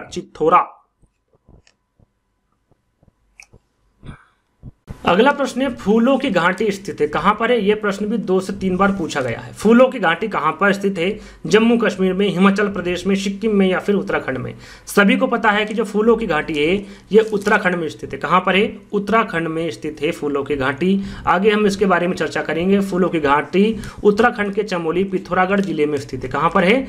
उत्तराखंड के चमोली पिथौरागढ़ जिले में स्थित है। फूलों की घाटी एक राष्ट्रीय पार्क है। क्या है? फूलों की घाटी एक राष्ट्रीय पार्क है जो उत्तराखंड के पश्चिमी हिमालय क्षेत्र में स्थित है, या फिर उत्तराखंड के चमोली पिथौरागढ़ जिले में स्थित है। यूनेस्को ने इस विश्व धरोहर स्थल के रूप में घोषित किया है। किसे? फूलों की घाटी को। याद रखिएगा, यूनेस्को ने इसे विश्व धरोहर स्थल के रूप में भी घोषित किया है। साथ में सर्वप्रथम इस घाटी का पता ब्रिटिश पर्वतारोही फ्रैंक एस स्मिथ एवं RL होल्डसवर्थ ने लगाया था। किसके द्वारा इस घाटी का पता लगाया गया? सर्वप्रथम पूछे तो ये ब्रिटिश पर्वतारोही थे जिसका नाम था फ्रैंक एस स्मिथ एवं RL होल्डसवर्थ, है ना। नाम आपको पता होना चाहिए। और यहाँ 500 से अधिक फूलों की प्रजाति पाई जाती है। इस घाटी में 500 से अधिक फूलों की प्रजाति पाई जाती है। याद रखिएगा, ये भी इंपोर्टेंट है। आगे हम बात करेंगे अगले प्रश्न की, सूर्य से निकटतम ग्रह कौन सा है? सूर्य के निकटतम ग्रह पूछा गया है। मंगल, बृहस्पति, शुक्र या फिर बुध? सभी को पता है क्या होगा? बुध। सूर्य से निकटतम ग्रह कौन सा होगा? बुध होगा। सबसे छोटा ग्रह कौन सा होगा? बुध होगा, है ना। धीरे धीरे सारी जानकारी आपको देंगे। देखिए, सबसे छोटा ग्रह और सूर्य के निकटतम ग्रह कौन सा, सबसे छोटा ग्रह पूछे या फिर सूर्य के निकटतम ग्रह पूछे, कौन सा होगा सही आंसर आपका बुध होगा, है ना। सौर मंडल के ग्रहों की संख्या कितनी है, 8 है। कितनी है, 8 है। अब वो 8 कौन कौन से हैं, सूर्य से दूरी के क्रम में है, यानी कि निकटतम ग्रह कौन सा है, बुध है, उसके बाद आपका शुक्र है, उसके बाद आपका पृथ्वी है, उसके बाद आपका मंगल है, उसके बाद आपका बृहस्पति, उसके बाद शनि है, उसके बाद यूरेनस है और उसके बाद नेपच्यून है। यदि पूछे सूर्य सबसे निकटतम ना पूछते हो, सबसे दूर पूछे तो वो कौन सा होगा, आपका नेपच्यून ग्रह होगा, और साथ में पास में कौन सा होगा, बुध होगा, है ना। इस प्रकार से भी आप याद कर सकते हैं ये 8 ग्रह को। इसे सूर्य की परिक्रमा करने में लगभग कितने दिन लगते हैं, मात्र 88 दिन। कितने दिन, मात्र 88 दिन लगते हैं, इसलिए इसे तेज ग्रह भी कहते हैं। यदि पूछा जाए कि तेज ग्रह किसे कहते हैं तो वो बुध को कहते हैं। किसे कहते हैं, बुध को कहते हैं। और अपने अक्ष पर घूर्णन कितने दिनों में पूरा करता है, तो ये 59 दिनों में, है ना। सूर्य की परिक्रमा 88 दिन में और अपने अक्ष पर घूर्णन 59 दिन में ये पूरा करता है, ये आपको जानकारी होना चाहिए। और यह सबसे छोटा ग्रह है जिसका अपना कोई उपग्रह नहीं है। यदि पूछे कि किसका अपना कोई उपग्रह नहीं है तो वो आपका बुध होगा, है ना। यदि पृथ्वी के निकटतम ग्रह पूछे, जैसे कि यहाँ पर सूर्य के निकटतम ग्रह के बारे में पूछा था तो वो आपका बुध था, लेकिन पृथ्वी के निकटतम ग्रह के बारे में पूछे तो वो कौन सा ग्रह होगा, आपका शुक्र होगा। कौन सा होगा, शुक्र पृथ्वी के निकटतम ग्रह है। अगला प्रश्न है, ग्रीन पीस इंटरनेशनल का मुख्यालय कहाँ पर स्थित है, न्यूयॉर्क में है, सिडनी में है, एम्स्टर्डम में है या फिर नागासाकी में है। ग्रीन पीस इंटरनेशनल का मुख्यालय कहाँ पर है, ये आपको बताना है। तो आपका सही आंसर होगा ये एम्स्टर्डम में। कहाँ पर है, एम्स्टर्डम, जो कि नीदरलैंड में स्थित है ना। तो तीसरा वाला विकल्प आपका सही होगा। यहाँ पर आप देख सकते हैं ग्रीन पीस का जो मुख्यालय है एम्स्टर्डम यानी कि नीदरलैंड में स्थित है। और इसका लक्ष्य क्या है, तो इसका लक्ष्य है पृथ्वी की अपनी गतिविधि में जीवन का पोषण करने की क्षमता सुनिश्चित करना। और इसकी स्थापना की बात करें कि इसकी स्थापना कब हुई थी, तो इसकी स्थापना 1971 में कनाडा के वैनकूवर में हुई थी। कहाँ पर, 1971 में कनाडा के वैनकूवर में हुई थी। यहाँ पर इसके लक्ष्य के बारे में भी आपको पता होना चाहिए। पृथ्वी की अपनी विविधता में जीवन का पोषण करने की क्षमता सुनिश्चित करता है ये इसका लक्ष्य होता है। स्थापना 1971 में हुई थी। कहाँ पर हुई थी, कनाडा के वैनकूवर में हुई थी, है ना। ये सारी जानकारी आपको पता होना चाहिए। मुख्यालय आपको बता दिया, एम्स्टर्डम, नीदरलैंड। अगला प्रश्न है, विश्व पर्यावरण दिवस कब मनाया जाता है। फिर से यहाँ पर दिवस पूछा गया और दिवस काफी पूछे गए हैं। इस पर भी एक प्रॉपरली वीडियो बनाया है। मैंने क्या कहा आपसे, हर टॉपिक पर वीडियो बनाया है। जो आपके 2011 से 22 तक जो प्रश्न पूछे गए थे उसके हर एक टॉपिक को लिया गया है। जैसे कि पर्यावरण दिवस में उदाहरण तौर पर देखें तो पर्यावरण दिवस के जितने भी प्रश्न पूछे गए थे वो सारे प्रश्न एक ही वीडियो में आपको मिलेंगे। संविधान, भारतीय संविधान की बात करें तो उसके अलग एक वीडियो बनाया है। और भी टॉपिक जो निकल के आते हैं वो सारे टॉपिक आपको अलग अलग मिलेंगे। उसकी प्लेलिस्ट हमने बना रखी है, उसको भी देख लीजिएगा, है ना। विश्व पर्यावरण दिवस कब मनाया जाता है, सरल सा है, सभी को पता है। और ये प्रश्न सबसे ज्यादा बार पूछा गया है, सबसे ज्यादा। सभी पेपर की हम बात करें, टेट पेपर की बात करें तो ये पूछा गया है 7 बार, लगभग 7 बार। एक वीडियो मैंने बनाया था, सबसे ज्यादा प्रश्न पूछे गए हैं कौन कौन से हैं, उस पर मैंने वीडियो बनाया था। तो सबसे ज्यादा बार 7 बार पूछा गया है और यही प्रश्न है। विश्व पर्यावरण दिवस कब मनाया जाता है, 2 दिसंबर को, 16 सितंबर को, 5 जून को या फिर 11 जुलाई को। सभी को पता है कि 5 जून को, है ना। विश्व पर्यावरण दिवस 5 जून को मनाया जाता है। कब मनाया जाता है, 5 जून को मनाया जाता है आपका विश्व पर्यावरण दिवस। साथ में आपको पता होना चाहिए कि 5 जून 1973 को पहला विश्व पर्यावरण दिवस मनाया गया था। पहला विश्व पर्यावरण दिवस कब मनाया गया, इस प्रकार से प्रश्न पूछा जाता है और पूछा भी गया है। सन आपको दे देते हैं 1973, आपको याद रखना है ना, 5 जून 1973। जैसे कि 4 विकल्प थे, 4 विकल्प के बारे में भी आपको जानकारी होना चाहिए। 5 जून को जैसे कि बताया कि विश्व पर्यावरण दिवस मनाया जाता है। 2 दिसंबर को राष्ट्रीय प्रदूषण रोकथाम दिवस मनाया जाता है। 16 सितंबर को विश्व ओजोन दिवस, इसके बारे में आपको बता चुका हूँ। 11 जुलाई को विश्व जनसंख्या दिवस मनाया जाता है। जितने भी यहाँ पर जो विकल्प दिए हुए हैं उनके बारे में भी हम आपको साथ में जानकारी देते चलेंगे, है ना। तो आपको ये जो मैं आपको दिवस बता रहा हूँ उनके बारे में भी पता होना चाहिए। अगला प्रश्न है, एम.एस. स्वामीनाथन एक क्या थे, पत्रकार थे, कृषि वैज्ञानिक थे, पारिस्थितिकी वैज्ञानिक थे या फिर पक्षी वैज्ञानिक थे। एम.एस. स्वामीनाथन क्या थे, तो इसका सही आंसर होगा आपका ये एक कृषि वैज्ञानिक थे, है ना। एम.एस. स्वामीनाथन क्या थे, एक कृषि वैज्ञानिक थे। क्या थे? कृषि वैज्ञानिक, है ना। यहाँ पर लिखा हुआ एस स्वामीनाथन एक कृषि वैज्ञानिक थे और स्वामीनाथन ने एक कार्यक्रम की शुरुआत की थी जिसके तहत गरीब किसानों के खेतों में गेहूं और चावल के पौधों की उच्च उपज किस्में लगाई गई। क्या किया गया?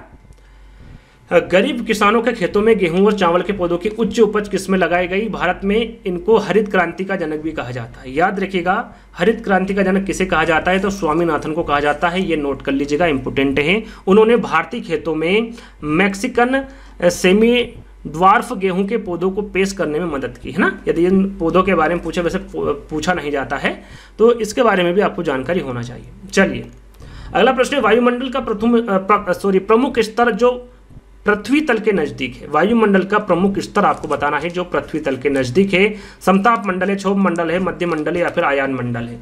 पृथ्वी तल के नजदीक कौन सा स्तर है या फिर मंडल है, उसके बारे में आपको बताना है। यह भी सरल सा प्रश्न है। देखिए, जितने भी मंडल है या फिर स्तर है उनके बारे में एक एक करके आपको बताऊंगा। सारी जानकारी आपको इस प्रश्न के माध्यम से मिल जाएगी। तो इसका सही आंसर क्या होगा? इसका सही आंसर होगा आपका क्षोभ मंडल। जो क्षोभ मंडल है ये पृथ्वी तल के नजदीक है ना। तो बी वाला विकल्प आपका सही होगा। चलिए देखिए, क्षोभ मंडल वायुमंडल का प्रमुख स्तर है जो पृथ्वी तल के नजदीक है। वायुमंडल की हम बात करें कि वायुमंडल किसे कहते हैं, तो पृथ्वी के चारों ओर जितने स्थान में वायु रहती हैं उस गैसीय आवरण को क्या कहते हैं? वायुमंडल कहते हैं। और वायुमंडल में जो गैस प्रमुख है, ये चारों गैस प्रमुख है, और भी गैसें पाई जाती है, लेकिन जो प्रमुख गैस है उसमें नाइट्रोजन है, ऑक्सीजन है, आर्गन है और कार्बन डाइऑक्साइड है। सबसे ज्यादा वायुमंडल में पाई जाने वाली गैस पूछा जाता है वो कौन सी है? नाइट्रोजन है, 78.8%। कहीं कहीं मोटा मोटे तौर पर 78% भी दे रखा होता है, तो वो भी आपका करेक्ट होगा, है ना। तो नाइट्रोजन गैस सबसे ज्यादा पाई जाती है वायुमंडल में। उसके बाद में ऑक्सीजन पाई जाती है, कितना प्रतिशत? 20.9। कहीं कहीं 20% भी दे दिया होता है, कहीं कहीं 21% भी दिया होता है ना। तो 20.9 आपका ऑक्सीजन होगा। आर्गन जो पाया जाता है वो आपका 0.93 पाया जाता है, और कार्बन डाइऑक्साइड की जो मात्रा होती है वो 0.03 होती है। तो जो प्रमुख गैस है वो 4 है। सबसे अधिक के बारे में पूछे तो आपको पता होना चाहिए नाइट्रोजन है ना।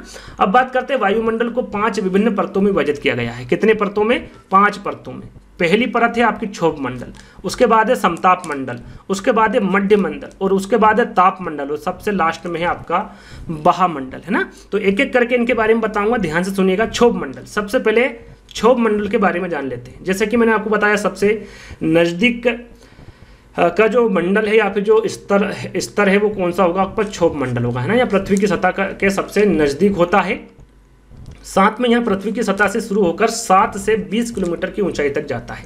7 से 20 किलोमीटर की ऊंचाई तक ये जाता है, और सभी मौसमी घटनाएं या बदलाव क्षोभ मंडल के भीतर होते हैं। पूछा जाता है कि सभी मौसमी घटनाएं या बदलाव कौन से स्तर में होता है या फिर कौन से मंडल में होता है, तो आपको पता होना चाहिए वो क्षोभ मंडल में होता है। इसको संवहन मंडल भी कहते हैं। किसे?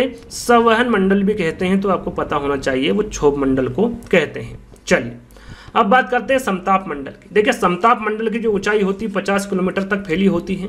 समताप मंडल की ऊपरी सीमा को क्या कहते हैं? स्ट्रेटोपोज कहते हैं। क्या कहते हैं? स्ट्रेटोपोज कहते हैं। पूछा जाता है, याद रखिएगा।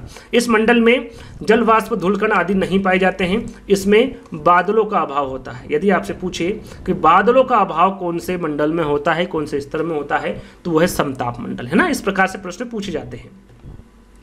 आगे बात करें, ओजोन परत समताप मंडल में पाई जाती है ना, जो कि इंपोर्टेंट है और बताया भी गया है थोड़ी देर पहले। ओजोन परत का जब प्रश्न आया था कि ओजोन परत किस में पाई जाती है, तो समताप मंडल में पाई जाती है, इसलिए ओजोन मंडल भी कहा जाता है ना। ओजोन मंडल किसको कहा जाता है? समताप मंडल को कहा जाता है। क्यों कहा जाता है? क्योंकि इसमें ओजोन परत पाई जाती है। इस मंडल में ओजोन परत होती है जो सूर्य की पराबैंगनी किरणों को अवशोषण करती है और उन्हें भूतल तक नहीं पहुंचने देती है तथा पृथ्वी को अधिक गर्म होने से बचाती है ना। इसके बारे में थोड़ी देर पहले मैंने आपको बताया था, पराबैंगनी किरणें के बारे में आपको सभी को पता होगा। आगे हम बात करेंगे मध्य मंडल के बारे में। देखिए, मध्य मंडल यहाँ पृथ्वी की सतह से 50 किलोमीटर के ऊपर से शुरू होता है और 85 किलोमीटर तक फैला हुआ, 50 से 85 के बीच में ये फैला हुआ होता है। मध्य मंडल वायुमंडल परतों में सबसे ठंडी है ना। सबसे ठंडी परत कौन सी है, इस प्रकार से प्रश्न पूछा जाता है, तो वो है आपका मध्य मंडल। आयन मंडल के बारे में बात करें तो आयन मंडल जो है वो 80 से या फिर 85 से 400 किलोमीटर तक पाया जाता है। 80 से 400, है ना। इसे ताप मंडल भी कहा जाता है। इस मंडल में तापमान तेजी से बढ़ता है, इसलिए इसे ताप मंडल भी कहा जाता है ना। किसको? आयन मंडल को तापमंडल भी कहा जाता है, इसके बारे में आपको पता होना चाहिए। बहिर्मंडल या फिर बहामंडल है ना, पांचवा यानी कि लास्ट, यह वायुमंडल के सबसे ऊपरी परत होती है। सबसे ऊपरी परत कौन सी होती है? बहामंडल होती है। बहिर्मंडल तापमान के शीर्ष से 1000 किलोमीटर तक फैला हुआ है ना, कितने किलोमीटर तक फैला हुआ है? शीर्ष से 1000 किलोमीटर तक फैला हुआ है। इसमें हाइड्रोजन व हीलियम गैसों की प्रधानता है। कौन से मंडल में, कौन से स्तर में हाइड्रोजन व हीलियम गैसों की प्रधानता है? तो वो है आपका बहिर्मंडल यानी कि बहामंडल है ना। ये जो जानकारी मैंने दी है इनके बारे में आपको पता होना चाहिए। अगला प्रश्न है, wild life institute for India WII कहाँ स्थित है? WII के बारे में पूछा गया है, इसका फुल फॉर्म भी यहाँ पर दे रखा है, wild life institute of India है ना। WII ये कहाँ पर स्थित है इसके बारे में पूछा गया है। क्या नई दिल्ली में है, कोयम्बटूर में है, अहमदाबाद में या फिर देहरादून में है? कहाँ पर है? तो ये जो होगा आपका देहरादून में है ना।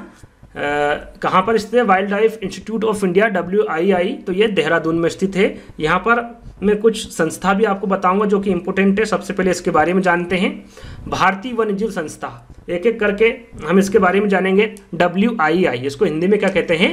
भारतीय वन्यजीव संस्था कहते हैं, और इंग्लिश में आपको बता ही चुका हूँ, wild life institute of India है ना। और इसकी स्थापना कब हुई थी? स्थापना सबसे ज़्यादा पूछी जाती है, तो ये हुई थी इसकी स्थापना 1982 में, और यहाँ देहरादून उत्तराखंड में स्थित है। कहाँ पर है? देहरादून उत्तराखंड में ये स्थित है। एक अंतर्राष्ट्रीय स्तर पर प्रतिष्ठित संस्था है जो वन्यजीव अनुसंधान और प्रबंधन में एक प्रशिक्षण कार्यक्रम, शैक्षणिक पाठ्यक्रम और सलाहकार प्रदान करता है ना। ये अंतर्राष्ट्रीय स्तर में एक प्रशंसित संस्था है जो क्या करती है? जो वन्यजीव अनुसंधान और प्रबंधन में एक प्रशिक्षण कार्यक्रम, शैक्षणिक पाठ्यक्रम और सलाहकार प्रदान करता है आपका भारतीय वन्यजीव संस्था। इसे हम शॉर्टकट में कहें तो WII होगा। चलिए अब यहाँ पर कुछ महत्वपूर्ण संस्थाओं के बारे में बात करेंगे कि भारतीय वन अनुसंधान संस्थान कहाँ पर स्थित है, इसकी स्थापना कब हुई थी। तो यहाँ पर आप देख सकते हैं भारतीय वन अनुसंधान संस्थान की जो स्थापना है 1906 में हुई थी, और कहाँ पर स्थित है? देहरादून में है। भारतीय वन्यजीव अनुसंधान संस्थान ये देहरादून में है। इसकी स्थापना कब हुई थी? 1982 में हुई थी। जो इंपोर्टेंट है उन्हीं को यहाँ पर रखा गया है ना। भारतीय वन संरक्षण केंद्र कहाँ पर स्थित है? तो ये देहरादून में स्थित है। इसकी स्थापना 1981 में हुई थी। भारतीय कृषि परिषद अनुसंधान परिषद केंद्र ये कहाँ पर है? तो ये नई दिल्ली में है, और इसकी स्थापना 1929 में हुई थी। पर्यावरण शिक्षा केंद्र जिसे CEE भी कहा जाता है, सेंट्रल फॉर एनवायरमेंट एजुकेशन है ना, ये कहाँ पर स्थित है? तो ये अहमदाबाद में है, और इसकी स्थापना 1984 में हुई थी। सलीम अली पक्षी विज्ञान ये भी पूछा जाता है, इंपोर्टेंट है।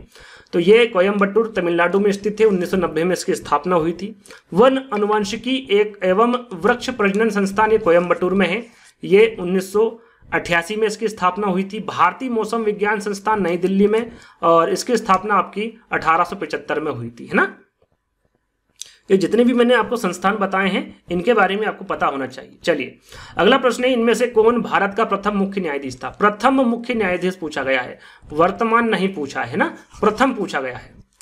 तो क्या वो M पतंजलि शास्त्री है, मेहर चंद्र महाजन है, हीरालाल जे कानिया है, या फिर SR दास है? कौन है भारत का प्रथम मुख्य न्यायाधीश? तो वो होंगे आपके हीरालाल जे कानिया है ना। हीरालाल जे कानिया क्या है? ये प्रथम मुख्य न्यायाधीश थे। आगे इनके बारे में जानकारी देंगे, इनके कार्यकाल के बारे में भी आपको पता होना चाहिए। देखिए सर हीरालाल जे की सुनसान कानिया इनका ये पूरा नाम था है ना। भारत के ये प्रथम मुख्य न्यायाधीश थे। इनका कार्यकाल क्या था? 26 जनवरी 1950 से 6 नवंबर 1991 तक इनका कार्यकाल रहा है। ये प्रथम मुख्य न्यायाधीश रहे हैं। और यदि भारत के 50वें व वर्तमान में पूछे, भारत के वर्तमान में और ये 50वें हैं है ना, भारत के मुख्य न्यायाधीश कौन है अभी वर्तमान में? तो वो है धनंजय यशवंत चंद्रचूड़। इनका कार्यालय जो है वो 9 नवंबर 2022 से शुरू हुआ है और अब तक चल रहा है, यानी कि वर्तमान में है और 50वें है ना। अब तक 50वें भारत में मुख्य न्यायाधीश बन चुके हैं है ना। तो इनके बारे में भी आपको जानकारी होना चाहिए। अभी वर्तमान में कौन है? धनंजय यशवंत चंद्रचूड़। सर्वोच्च न्यायालय के मुख्य न्यायाधीश को भारत के राष्ट्रपति द्वारा नियुक्त किया जाता है। कौन करता है सर्वोच्च न्यायालय के मुख्य न्यायाधीश को, जिसके बारे में हम बात कर रहे हैं? तो इन्हें भारत के राष्ट्रपति द्वारा नियुक्त किया जाता है। इनकी जो उम्र होती है, इनका जो पद कब तक रहता है? तो 65 वर्ष तक रहता है। इनकी उम्र 65 वर्ष हो जाती है तो ये अपने सेवानिवृत्त हो जाते हैं। तो 65 वर्ष इनकी उम्र अपने पद में रहती है ना। आगे हम बात करेंगे वन्य जीव सुरक्षा अधिनियम पारित किया गया था 1960 में, 1962 में, 1972 में या फिर 1975 में? तो सॉरी, पहले हम आंसर इसको देखें, आंसर इसका देखेंगे। इसका सही आंसर होगा 1972। वन्य जीव सुरक्षा अधिनियम पारित कब किया गया था? 1972 में किया गया था। जैसे कि यहाँ पर लिखा भी हुआ है, वन्य जीव संरक्षण अधिनियम 9 सितंबर 1972 को भारत की संसद द्वारा लागू किया गया था। किसके द्वारा लागू किया गया था? भारत की संसद द्वारा लागू किया गया था। यह अधिनियम पौधों और जानवरों की प्रजातियों के संरक्षण हेतु अधिनियमित किया गया है। किसके लिए अधिनियम बनाया गया है? ये तो पौधों और जानवरों की प्रजाति के संरक्षण हेतु बनाया गया है। कुछ प्रमुख अधिनियम और भी है, जैसे कि जैव विविधता अधिनियम 2002, पर्यावरण संरक्षण अधिनियम 1986। यहाँ पर सन आपको ध्यान रखना है साथ में, है ना। सन के लिए ये सारे प्रमुख अधिनियम यहाँ पर लिखे गए हैं कि जैविक विविधता अधिनियम 2002 में पारित हुआ था, है ना, यह लागू हुआ था। पर्यावरण संरक्षण अधिनियम 1986, वायु अधिनियम जिसे प्रदूषण की रोकथाम और नियंत्रण भी कहते हैं, ये 1981 है। वन संरक्षण अधिनियम 1980 है। जल रोकथाम और प्रदूषण नियंत्रण अधिनियम 1974। ये जो 5 मैंने आपको प्रमुख अधिनियम बताए हैं, ये इंपोर्टेंट है, इनको याद अच्छे से कर लीजिएगा, है ना।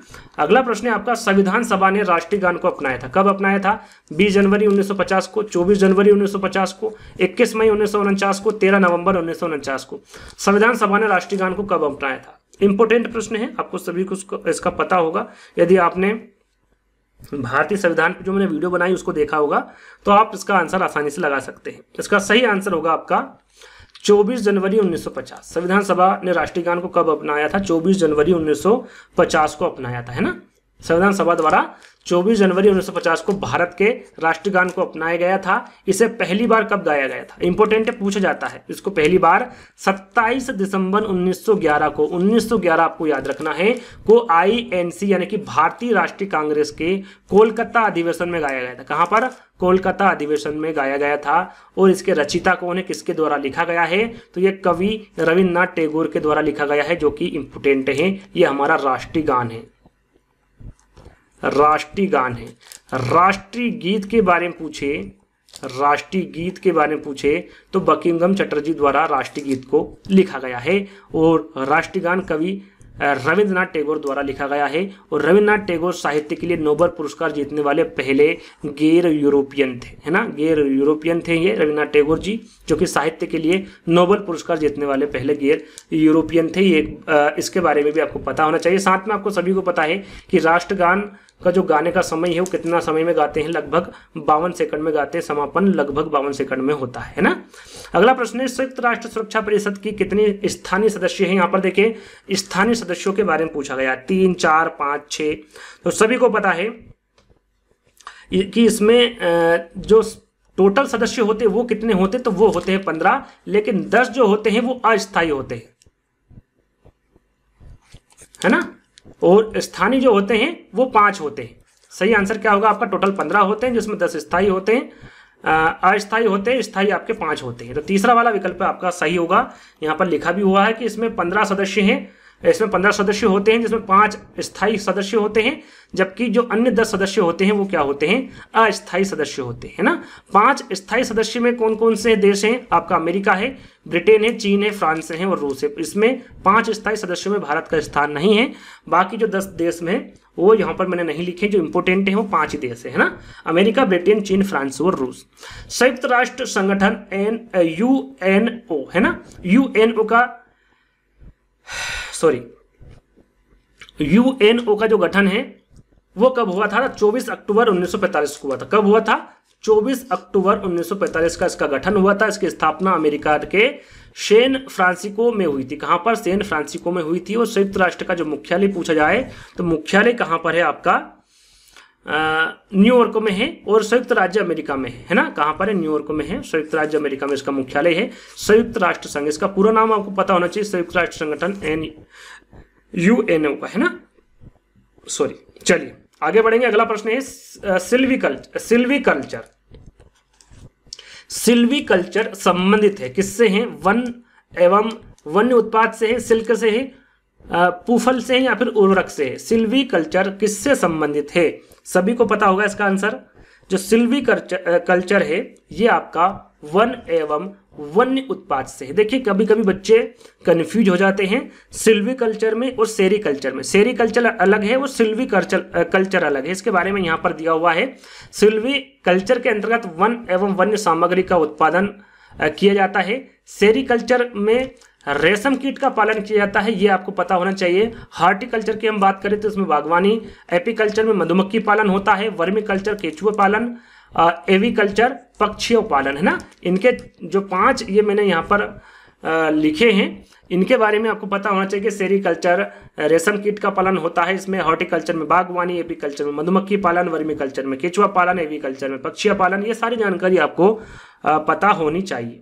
अगला प्रश्न है निम्नलिखित में से किस जनपद में चंद्रप्रभा वन्यजीव अभ्यारण्य स्थित है। देखिए यहाँ पर जनपद में पूछा गया है, कभी कभी जिले के बारे में पूछा जाता है कि कौन से जिले में है, कौन से राज्य में है, लेकिन यहाँ पर जनपद में पूछा गया है कि निम्नलिखित में से किस जनपद में चंद्रप्रभा वन्यजीव अभ्यारण्य स्थित है। लखीमपुर खीरी में है, चंदौली में है, लखनऊ में है या फिर वाराणसी में है।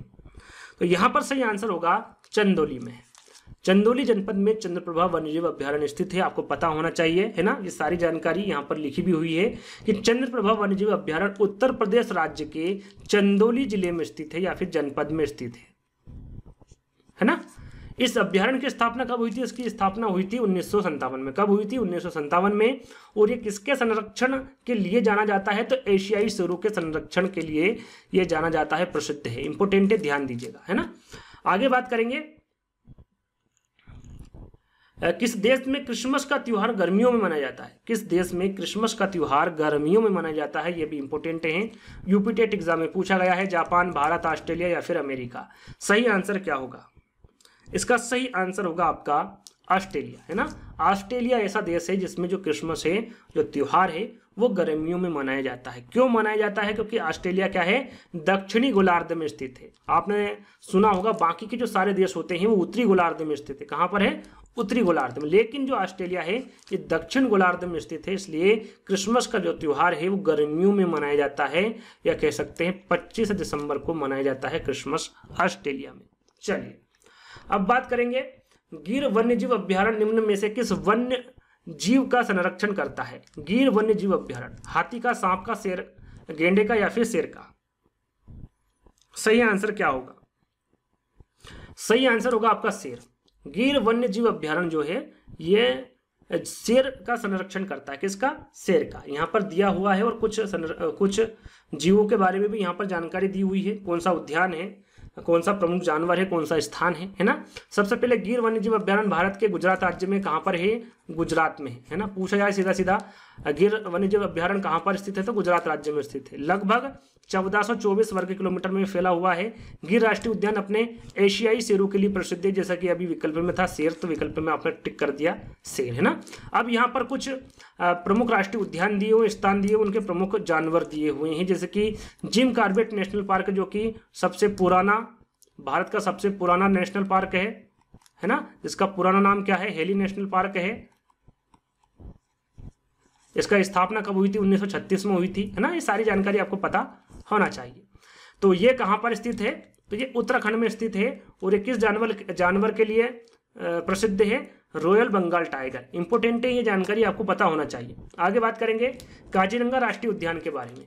असम में स्थित है। ये एक सींग वाला गेंडा, पूछा जाता है कि एक सींग वाला गेंडा जो उद्यान, राष्ट्रीय उद्यान है, वो कौन सा है? तो वो है काजीरंगा राष्ट्रीय उद्यान। कहाँ पर स्थित है? तो असम में है। गिर राष्ट्रीय उद्यान, जैसे कि अभी प्रश्न पूछा जा रहा था, तो वो गुजरात में है और एशियाई शेर के लिए प्रसिद्ध है। सुंदरवन राष्ट्रीय उद्यान आपका पश्चिम बंगाल में है और ये रॉयल बंगाल टाइगर के लिए प्रसिद्ध है। सरिस्का राष्ट्रीय उद्यान आपका राजस्थान में है, ये भी आपका रॉयल बंगाल टाइगर के लिए प्रसिद्ध है ना। कान्हा राष्ट्रीय उद्यान, यदि पूछे कि सबसे ज्यादा राष्ट्रीय उद्यान कहाँ पर है, तो वो है मध्य प्रदेश में। कहाँ पर है? सबसे ज्यादा राष्ट्रीय उद्यान आपके मध्य प्रदेश में होंगे। कान्हा राष्ट्रीय उद्यान मध्य प्रदेश में है, जो बाघ के लिए प्रसिद्ध है। रणथंभौर राष्ट्रीय उद्यान राजस्थान में है, जो कि बाघ के लिए प्रसिद्ध है, यानी कि बाघ का संरक्षण करते हैं ये सभी, है ना। जिन जिन जानवरों के मैं नाम ले रहा हूँ वो संरक्षण भी करते हैं और इसलिए प्रसिद्ध होते हैं ना। बांदीपुर राष्ट्रीय उद्यान कर्नाटक में है, बाघ के लिए प्रसिद्ध है। दाचीगाम राष्ट्रीय उद्यान की बात करें तो जम्मू और कश्मीर में है। कश्मीरी हंगुल, जिसे हिरण भी कहा जाता है। हेमिल नेशनल पार्क जम्मू और कश्मीर में है, दोनों ही इंपोर्टेंट है, ध्यान दीजिएगा। ये हिम तेंदुओं के लिए प्रसिद्ध है। और अंतिम है आपका पेरियार राष्ट्रीय उद्यान जो केरल में है और एशियाई हाथी के लिए प्रसिद्ध है। एशियाई हाथी के लिए कौन सा राष्ट्रीय उद्यान प्रसिद्ध है? पेरियार राष्ट्रीय उद्यान। कहां पर स्थित है? केरल में स्थित है ना। तो 10-11 राष्ट्रीय उद्यान दिए हुए हैं, कहां पर है और यहाँ पर कौन से जानवर प्रसिद्ध है, कौन से जानवर के लिए संरक्षण है, ये सारी जानकारी आपको इस प्रश्न के माध्यम से दे दी गई है। अगला प्रश्न है, राज्यसभा में होने वाली सभाओं की अध्यक्षता कौन करता है? जो राज्यसभा में सभाएं होती हैं उसकी अध्यक्षता कौन करता है? उपराष्ट्रपति, राष्ट्रपति, प्रधानमंत्री या फिर भारत के मुख्य न्यायाधीश? कौन करता है राज्यसभा में होने वाली सभाओं की अध्यक्षता? जो राज्यसभा होता है वो उच्च सदन होता है ना, उच्च सदन होता है राज्यसभा, है ना। इसमें जो सभाएं होती है उसकी अध्यक्षता कौन करता है ये आपको बताना है। तो सही आंसर होगा उपराष्ट्रपति। कौन करता है? उपराष्ट्रपति। उपराष्ट्रपति के बारे में सारी जानकारी यहां पर दी हुई है, एक एक करके सुनिएगा। भारत के उपराष्ट्रपति राज्यसभा के पदेन सभापति होते, पदेन सभापति राज्यसभा के उपराष्ट्रपति होते हैं। और राज्यसभा भारतीय लोकतंत्र की क्या है? उच्च सदन है। यदि उच्च सदन कौन सी है तो आपको पता होना चाहिए, वो आपकी राज्यसभा है ना। इसमें कितने सदस्य होते हैं? तो याद रखिएगा 250 सदस्य होते हैं और आपको पता भी होगा। और 250 सदस्यों में 12 सदस्य ऐसे होते हैं जो राष्ट्रपति उनको चुन सकता है, मनोनीत कर सकता है। 12 सदस्य अपने हिसाब से वो मना सकते हैं, राष्ट्रपति, है ना। इसके बारे में आपको पता होना चाहिए। तथा अन्य 238 सदस्यों का चुनाव होता है। 238 जो सदस्य होते हैं उनका चुनाव होता है, लेकिन 12 सदस्यों का चुनाव नहीं होता है, वो सीधे सीधे राष्ट्रपति चुन सकता है। राज्यसभा में सदस्य की जो चुने जाते हैं वो कितने वर्षों तक चुने जाते हैं? 6 वर्ष के लिए, है ना। जिनमें से जो 1/3 सदस्य होते हैं वो 2 साल में सेवानिवृत्त होते हैं। ये याद रखिएगा, 2 साल में इनकी सेवानिवृत्त हो जाती है, ये रिटायर होते जाते हैं ना, यानी कि उससे सेवा काल उनका समाप्त होता जाता है। उपराष्ट्रपति यानी कि जो सभापति होता है उनका कार्यकाल कितना होता है? तो उनका कार्यकाल होता है 5 वर्ष। इनका चुनाव अप्रत्यक्ष निर्वाचन द्वारा होता है, यानी कि सीधे रूप से नहीं होता है। इसमें जनता वोट नहीं करती, जनता द्वारा ये नहीं चुने जाते हैं। अप्रत्यक्ष रूप से होता है निर्वाचन, जिसमें दोनों सदनों के सदस्य होते हैं, लोकसभा और राज्यसभा। इन दोनों सदनों के जो सदस्य होते हैं वो इनका चुनाव करते हैं ना, ये याद रखिएगा। सीधा सीधा इनका चुनाव नहीं होता, अप्रत्यक्ष रूप से होता है। आगे बात करेंगे, निम्न में से किस मिट्टी का विस्तार भारत के सर्वाधिक क्षेत्र पर है? ये इंपोर्टेंट है। सर्वाधिक क्षेत्र पर फैली हुई भारत में मिट्टी कौन सी है? काली मिट्टी, जलोढ़ मिट्टी, लाल मिट्टी या फिर बलुई मिट्टी इंपोर्टेंट है, आगे पूछा जा सकता है। राइट आंसर होगा जलोढ़ मिट्टी, है ना। इंपोर्टेंट है, जलोढ़ मिट्टी जो है ये भारत के सर्वाधिक क्षेत्रफल पर पाई जाती है, यानी कि मिट्टी का विस्तार है सबसे ज्यादा, है ना। सीधा सीधा सबसे ज्यादा मिट्टी कहाँ पर पाई जाती है? कौन सी मिट्टी पाई जाती है? तो वह है जलोढ़ मिट्टी। कौन सी? जलोढ़ मिट्टी। आगे हम बात करेंगे, जलोढ़ मिट्टी का विस्तार भारत का सर्वाधिक क्षेत्रफल लगभग कितना है? 45.6% है। परसेंटेज आपको ध्यान में नहीं रखना है ना, सिर्फ थोड़ा सा देख लीजिएगा। जलोढ़ मिट्टी का निर्माण जो है नदियों द्वारा बहाकर लाई गई मिट्टी से होता है। पूछा जाता है कि इसका निर्माण कैसे होता है, तो इसका जो निर्माण होता है वो नदियों द्वारा बहाकर लाई गई मिट्टी से होता है। और यह मिट्टी कृषि के लिए सर्वाधिक उपयुक्त होती है। कृषि के लिए सर्वाधिक उपयुक्त मिट्टी कौन सी होती है? तो वो जलोढ़ मिट्टी होती है। कौन सी? जलोढ़ मिट्टी। और जलोढ़ मिट्टी को दोमट और कछार मिट्टी के नाम से भी जाना जाता है ना, याद रखिएगा। दोमट और कछार मिट्टी के जो अन्य नाम है वो क्या है? जलोढ़ मिट्टी। या फिर जलोढ़ मिट्टी का अन्य नाम क्या है? दोमट और कछार। दोमट और कछार मिट्टी के नाम से भी जलोढ़ मिट्टी मतलब इसको कहा जाता है ना, दोमट और कछार मिट्टी। जलोढ़ मिट्टी मुख्य रूप से उत्तरी मैदानों में पाई जाती है। कहां पर? उत्तरी मैदानों में पाई जाती है जलोढ़ मिट्टी मुख्य रूप से। और जलोढ़ मिट्टी 3 मुख्य नदियों द्वारा लाई जाती है। यदि यहाँ पर नदियों के नाम पूछे मुख्य रूप से तो वहां पर विकल्प में सिंधु दे दे, अलग अलग दे दे तो भी मैं आपको बता रहा हूँ, चाहे तीनों में से एक नाम दे दे, सिंधु, गंगा, ब्रह्मपुत्र, यदि इन तीनों में नाम एक दे दे तो आप वहां पर टिक कर दीजिएगा, बिल्कुल करेक्ट आंसर होगा। ये 3 मुख्य नदियां हैं, इनके द्वारा जलोढ़ मिट्टी को लाया जाता है, सिंधु, गंगा और ब्रह्मपुत्र। आगे हम बात करें, भारत के सर्वाधिक महत्वपूर्ण मिट्टी जलोढ़ मिट्टी, जैसे कि अभी हमने आपको बताया सबसे ज्यादा पाई जाती है। इसमें धान, गेहूं, मक्का, तिलहन, दलहन आदि फसलें उगाई जाती है। धान, गेहूं, मक्का, तिलहन, दलहन आदि जो फसलें होती हैं ये जलोढ़ मिट्टी में उगाई जाती है। जलोढ़ मिट्टी 2 प्रकार की होती हैं, एक होती खादर और एक होती बागर। ये याद रखिएगा, इंपोर्टेंट है। जो खादर होती है वो आपकी नई मिट्टी होती है, नई मिट्टी को खादर कहते हैं। और जो पुरानी मिट्टी होती है उसे बागर कहते हैं। यहाँ पर लिखा भी हुआ, पुरानी जलोढ़ मिट्टी को बागर कहा जाता है और नई जलोढ़ मिट्टी को खादर कहा जाता है, ये आपको पता होना चाहिए। क्षेत्रफल के आधार पर भारत में मिट्टियों का सही क्रम भी मैंने यहाँ पर लिखा हुआ है। जैसे कह सकते हैं कि अवरोही क्रम, सबसे ज़्यादा कौन सी मिट्टी पाई जाती है आपकी? जलोढ़ मिट्टी 1 नंबर पे, 2 नंबर पे है आपकी लाल मिट्टी, 3 नंबर पे आपकी काली मिट्टी, 4 नंबर पे आपके लेटेराइट मिट्टी। ये क्रम भी आपसे पूछा जा सकता है, अवरोही क्रम है ना। जलोढ़ मिट्टी, फिर लाल मिट्टी, फिर काली मिट्टी और फिर लेटेराइट मिट्टी। इस क्रम के बारे में भी आपको पता होना चाहिए। चलिए अगला प्रश्न है, सरिस्का राष्ट्रीय उद्यान कहाँ पर स्थित है? पश्चिम बंगाल में, गुजरात में, राजस्थान में या फिर असम में? सरिस्का राष्ट्रीय उद्यान कहाँ पर स्थित है ये पूछा गया है। सरिस्का राष्ट्रीय उद्यान कहाँ पर स्थित है? तो ये राजस्थान में है ना। कहाँ पर है? राजस्थान में है आपका सरिस्का राष्ट्रीय उद्यान। तीसरा वाला विकल्प आपका सही होगा। यहाँ राजस्थान राज्य के कहाँ पर, किस जिले में स्थित है? तो अलवर जिले में स्थित है। इसका क्षेत्रफल आपका 866 किलोमीटर है। इसकी स्थापना 1955 में हुई थी। वन्यजीव आरक्षित भूमि घोषित किया गया था इसको 1955 में। 1978 की हम बात करें तो बाघ परियोजना रिजर्व का दर्जा इसे प्राप्त हुआ था। बाघ परियोजना रिजर्व का जो दर्जा है ये 1978 में इसको दर्जा प्राप्त हुआ था। और राजस्थान में जो अन्य राष्ट्रीय उद्यान है, जैसे कि मुझे लगता है मैं शायद पहले भी बता चुका हूँ, एक बार और देख लेते हैं। नहीं, वो गुजरात का बताया था ना, राजस्थान का नहीं था। राजस्थान के जो अन्य राष्ट्रीय उद्यान है उसमें सरिस्का राष्ट्रीय उद्यान मेन है आपका, ये पूछा जाता है। रणथंभौर के बारे में पूछा जाता है, केवड़ादेव के बारे में पूछा जाता है, रेगिस्तान राष्ट्रीय उद्यान के बारे में पूछा जाता है, दर्र राष्ट्रीय उद्यान के बारे में पूछा जाता है। पांचों के पांचों इंपोर्टेंट है, याद कर लीजिएगा। ये सभी के सभी जो राष्ट्रीय उद्यान है राजस्थान में स्थित है। चलिए अगला प्रश्न है, पुष्कर मेला। पुष्कर मेला कहाँ पर आयोजित किया जाता है? सरल सा है, सभी को पता होगा। जयपुर में, उदयपुर में, जोधपुर में या फिर अजमेर में। पुष्कर मेला कहाँ पर आयोजित होता है? तो ये होता है आपका अजमेर में। कहाँ पर? पुष्कर मेला अजमेर में आयोजित होता है ना। इसके बारे में जान लेते हैं। जो पुष्कर मेला है ये राजस्थान के अजमेर जिले के पुष्कर शहर में आयोजित किया जाता है। कहाँ पर? अजमेर जिले के पुष्कर शहर में आयोजित किया जाता है। और कौन से राज्य में? राजस्थान में। राज्य के बारे में भी आपको पता होना चाहिए। साथ में हम बात करें तो यहाँ जो मेला है ये 5 दिनों का मेला है। कितने दिनों का मेला है? ये 5 दिनों का मेला है, जो कार्तिक शुक्ल एकादशी से शुरू होता है। कब शुरू होता है? कार्तिक शुक्ल एकादशी से ये शुरू होता है और कार्तिक पूर्णिमा पर यह समाप्त होता है। टोटल 5 दिन का होता है। पुष्कर मेला को कार्तिक मेले के नाम से भी जाना जाता है। किस मेले के नाम से? कार्तिक मेले के नाम से भी इसे जाना जाता है। साथ में विभिन्न प्रकार की प्रतियोगिता और आकर्षक कार्यक्रम आयोजित इस मेले में किए जाते हैं। अगला प्रश्न है, टाइटन किस ग्रह का प्राकृतिक उपग्रह है? टाइटन किस ग्रह का प्राकृतिक उपग्रह है यह बताना है। वरुण है, बुध है, शनि है या फिर शुक्र है? राइट आंसर आपका होगा यहाँ पर शनि, है ना। शनि का सबसे बड़ा ग्रह, सबसे बड़ा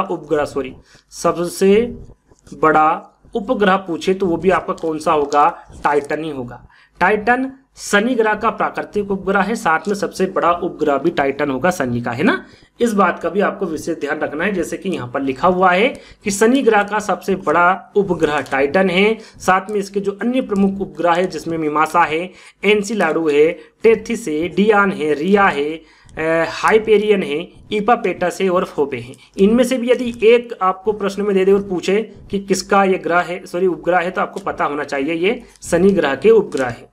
और साथ में आपको पता होना चाहिए सौरमंडल में कितने ग्रह होते हैं। तो सभी को पता है 8 ग्रह होते हैं, बुध, शुक्र, पृथ्वी, मंगल, बृहस्पति, शनि, अरुण एवं वरुण। और इनका जो क्रम है वो किस प्रकार है? सूर्य से दूरी के क्रम में जमे हुए है ना। यानी कि सबसे निकटतम कौन सा? सूर्य का से निकटतम बुध है, उसके बाद शुक्र है, पृथ्वी है, मंगल है, बृहस्पति, शनि, अरुण एवं वरुण है। जैसे कि मैंने थोड़ी देर पहले आपको बताया था। इस हिसाब से जो शनि है वो कौन से स्थान पर है? 6वें स्थान पर है। शनि ग्रह सूर्य से दूरी के क्रम में कौन से स्थान पर होगा? 6वें स्थान पर होगा। पहले यानी कि नजदीक ग्रह कौन सा है? बुध है। सबसे दूरी वाला ग्रह कौन सा है? वरुण है ना।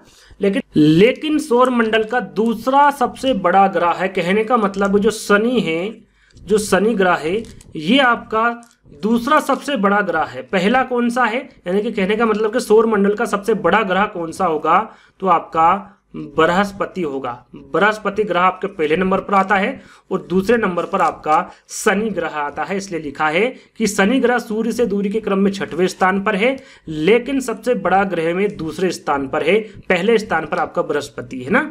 और सौर मंडल में सबसे ज्यादा उपग्रह किसके हैं, तो वो शनि के हैं। सीधे सीधे प्रश्न पूछा जाता है कि सौर मंडल में सबसे ज्यादा उपग्रह किसके होंगे, शनि ग्रह के होंगे। कितने हैं, 82 है।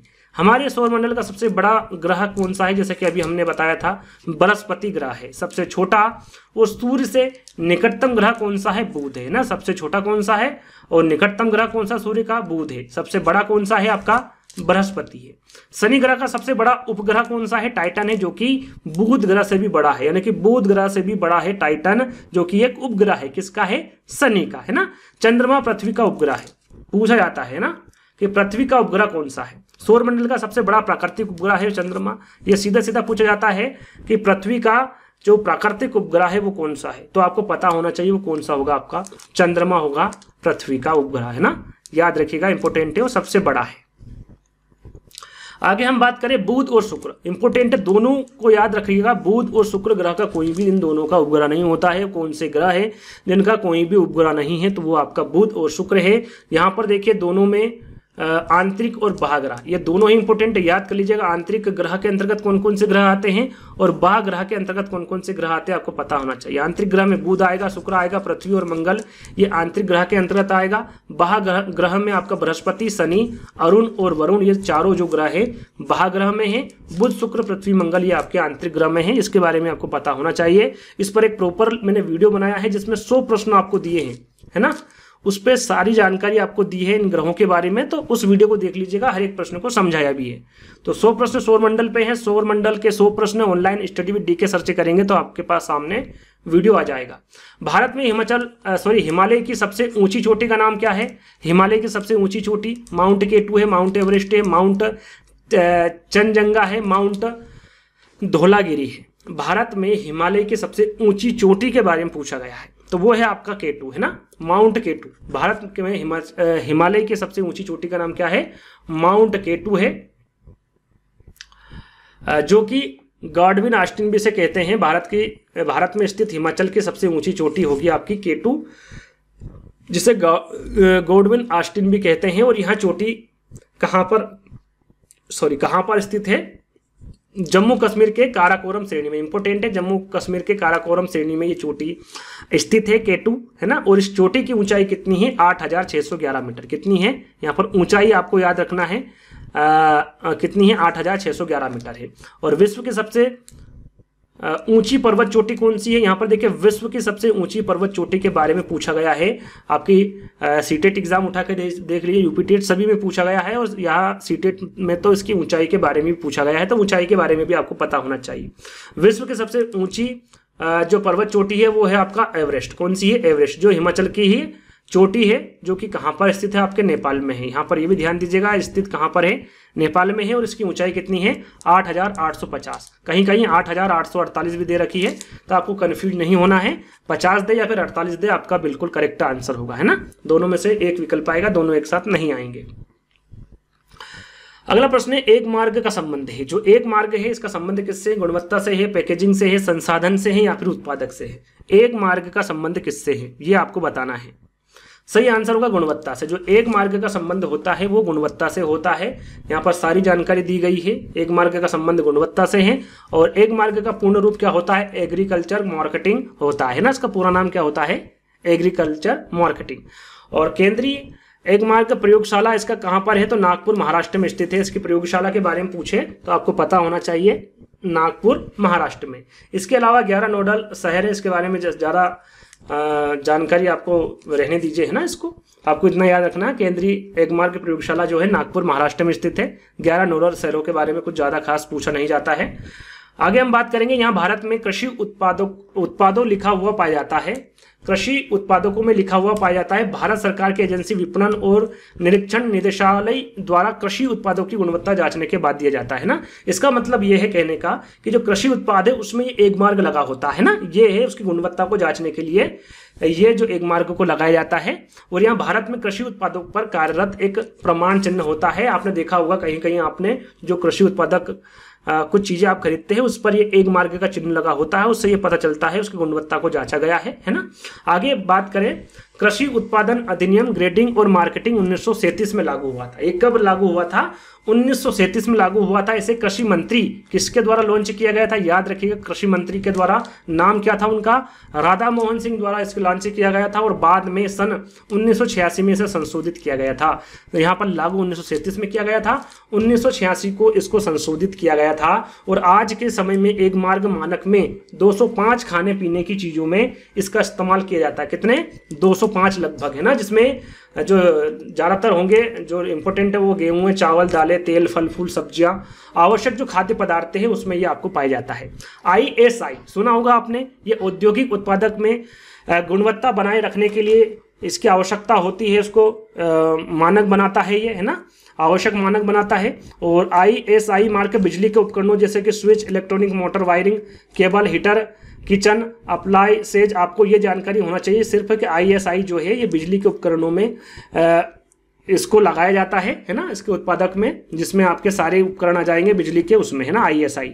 ये हॉलमार्क, इसका उपयोग कीमती धातु की, हॉलमार्क की हम बात करें तो इसका उपयोग कीमती धातु की वस्तुओं की शुद्धता या सुंदरता की गारंटी के लिए किया जाता है। यह सोने के आभूषणों के लिए भारत में मानकीकृत का प्रमाण पत्र प्रदान करता है। आपको इतना याद रखना है कि जो हॉलमार्क होता है ये कीमती धातु जो होती हैं, जैसे कि सोना वगैरह जो आभूषण होते हैं, उसके लिए भारत में मानकीकृत का प्रमाण पत्र ये प्रदान करता है ना। भारत सरकार ने 16 जून 2021 में सोने के आभूषणों और कलाकृतियों की हॉलमार्किंग अनिवार्य कर दी। कब कर दी गई? कब से? 16 जून 2021 से।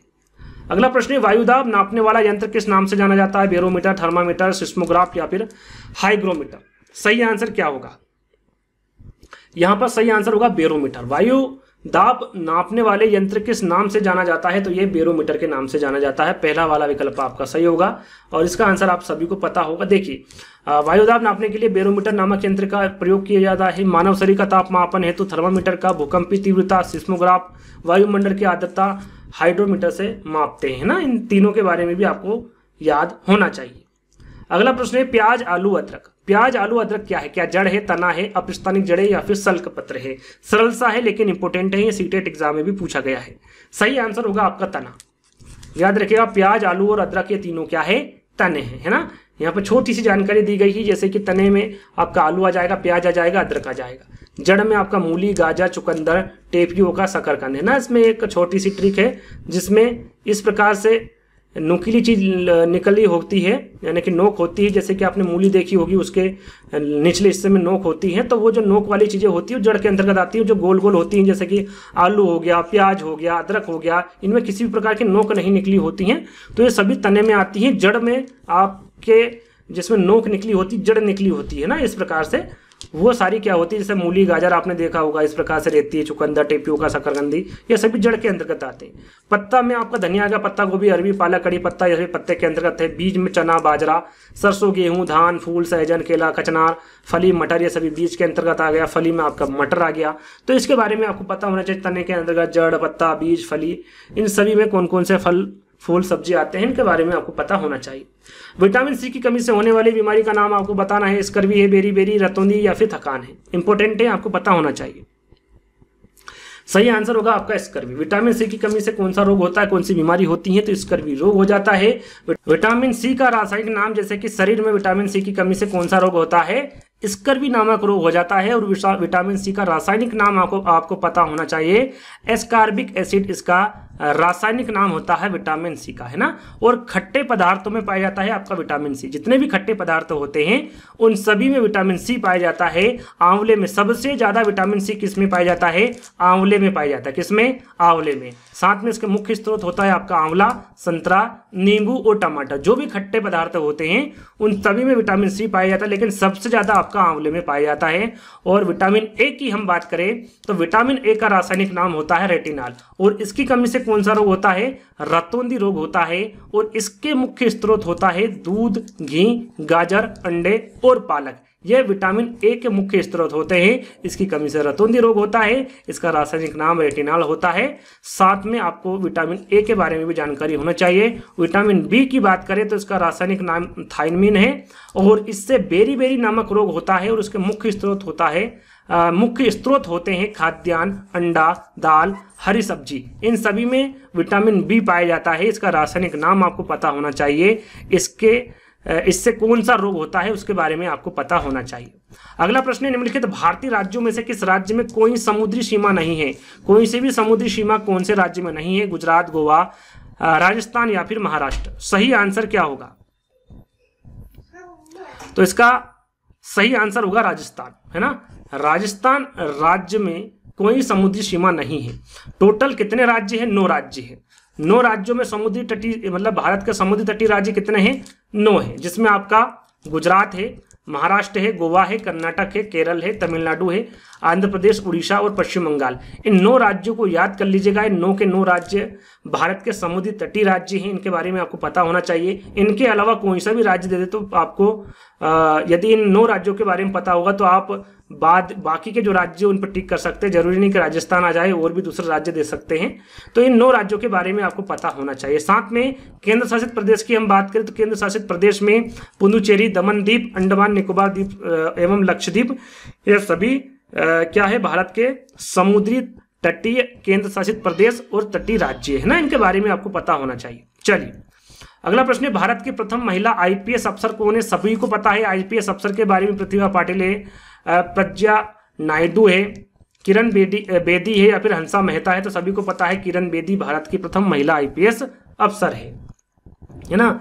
इनके बारे में आपको बता दूं मैं कि भारत की प्रथम महिला आईपीएस 1972 बैच की किरण बेदी कौन सी बैच की है? 1972 बैच की है।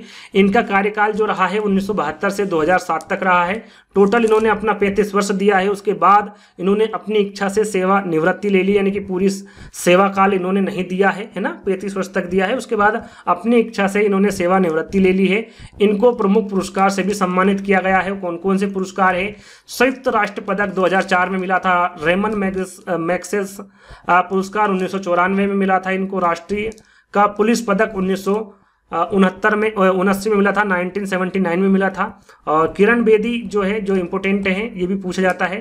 जो किरण बेदी है वो 28 मई 2016 से 16 फरवरी 2021 तक केंद्र शासित प्रदेश पुडुचेरी की राज्यपाल भी रही, यानी कि राज्यपाल भी रह चुकी है। किरण बेदी पुडुचेरी की राज्यपाल भी रह चुकी है। 28 मई 2016 से 16 फरवरी 2021 तक राज्यपाल रही है पुडुचेरी की, है ना, जो कि एक केंद्र शासित प्रदेश है। इसके बारे में भी आपको पता होना चाहिए। निम्नलिखित में से किस राज्य में गल्फ ऑफ मन्नार मेरिन राष्ट्रीय पार्क स्थित है? गुजरात, तमिलनाडु, अंडमान निकोबार द्वीप समूह या फिर पश्चिम बंगाल। ये पश्चिम बंगाल लिखा हुआ है यहाँ पर, है ना। सही आंसर क्या होगा? Gulf of Mannar. ये कुछ समय पहले भी मैंने आपको शायद बताया था, इसके बारे में नहीं बताया है तो यहाँ पर बता दूंगा। ये तमिलनाडु राज्य में स्थित है। कहाँ पर है? तमिलनाडु राज्य में। बी वाला विकल्प आपका सही होगा, है ना। गल्फ ऑफ मन्नार यानी कि मन्नार की खाड़ी में स्थित राष्ट्रीय पार्क भारत के तमिलनाडु राज्य में स्थित है। कहाँ पर है? तमिलनाडु राज्य में। यहाँ उथले पानी की खाड़ी, क्या है ये? उथले पानी की खाड़ी है जो हिंद महासागर में लक्षद्वीप सागर के एक भाग का निर्माण करती है और भारत के रामेश्वर द्वीप से लेकर श्रीलंका के मन्नार द्वीप तक स्थित है। कहां तक है ये? भारत के रामेश्वर द्वीप से लेकर श्रीलंका के मन्नार द्वीप तक स्थित है। अगला प्रश्न है, असम का प्रसिद्ध एक सिंग वाले गेंडे वाला वन्य जीव अभ्यारण्य कौन सा है? जैसे कि इसके बारे में मैं जिक्र कर चुका हूं, बता चुका हूं। मानस, काजीरंगा, गिर जंगल या फिर कान्हा किसली। थोड़ी देर पहले ही मैंने इसके बारे में आपको बताया था। राइट आंसर आपका होगा यहाँ पर काजीरंगा राष्ट्रीय उद्यान, है ना। बी वाला विकल्प आपका सही होगा। यहाँ पर मैंने थोड़ा सा इसके बारे में जानकारी भी रखी कि काजीरंगा राष्ट्रीय उद्यान असम में स्थित है। इसकी स्थापना कब हुई थी? 1908 में हुई थी और इसे यूनेस्को द्वारा 1985 में विश्व धरोहर स्थल घोषित किया गया था। इसे विश्व धरोहर स्थल कब घोषित किया गया था? यूनेस्को द्वारा 1985 में। स्थापना इसके 1908 में हुई थी। काजीरंगा राष्ट्रीय उद्यान एक सिंग वाले गेंडे के लिए प्रसिद्ध है। एक सिंग वाला गेंडे IUCN की लाल सूची यानी कि रेड डाटा जो बुक है उसमें रखा गया है।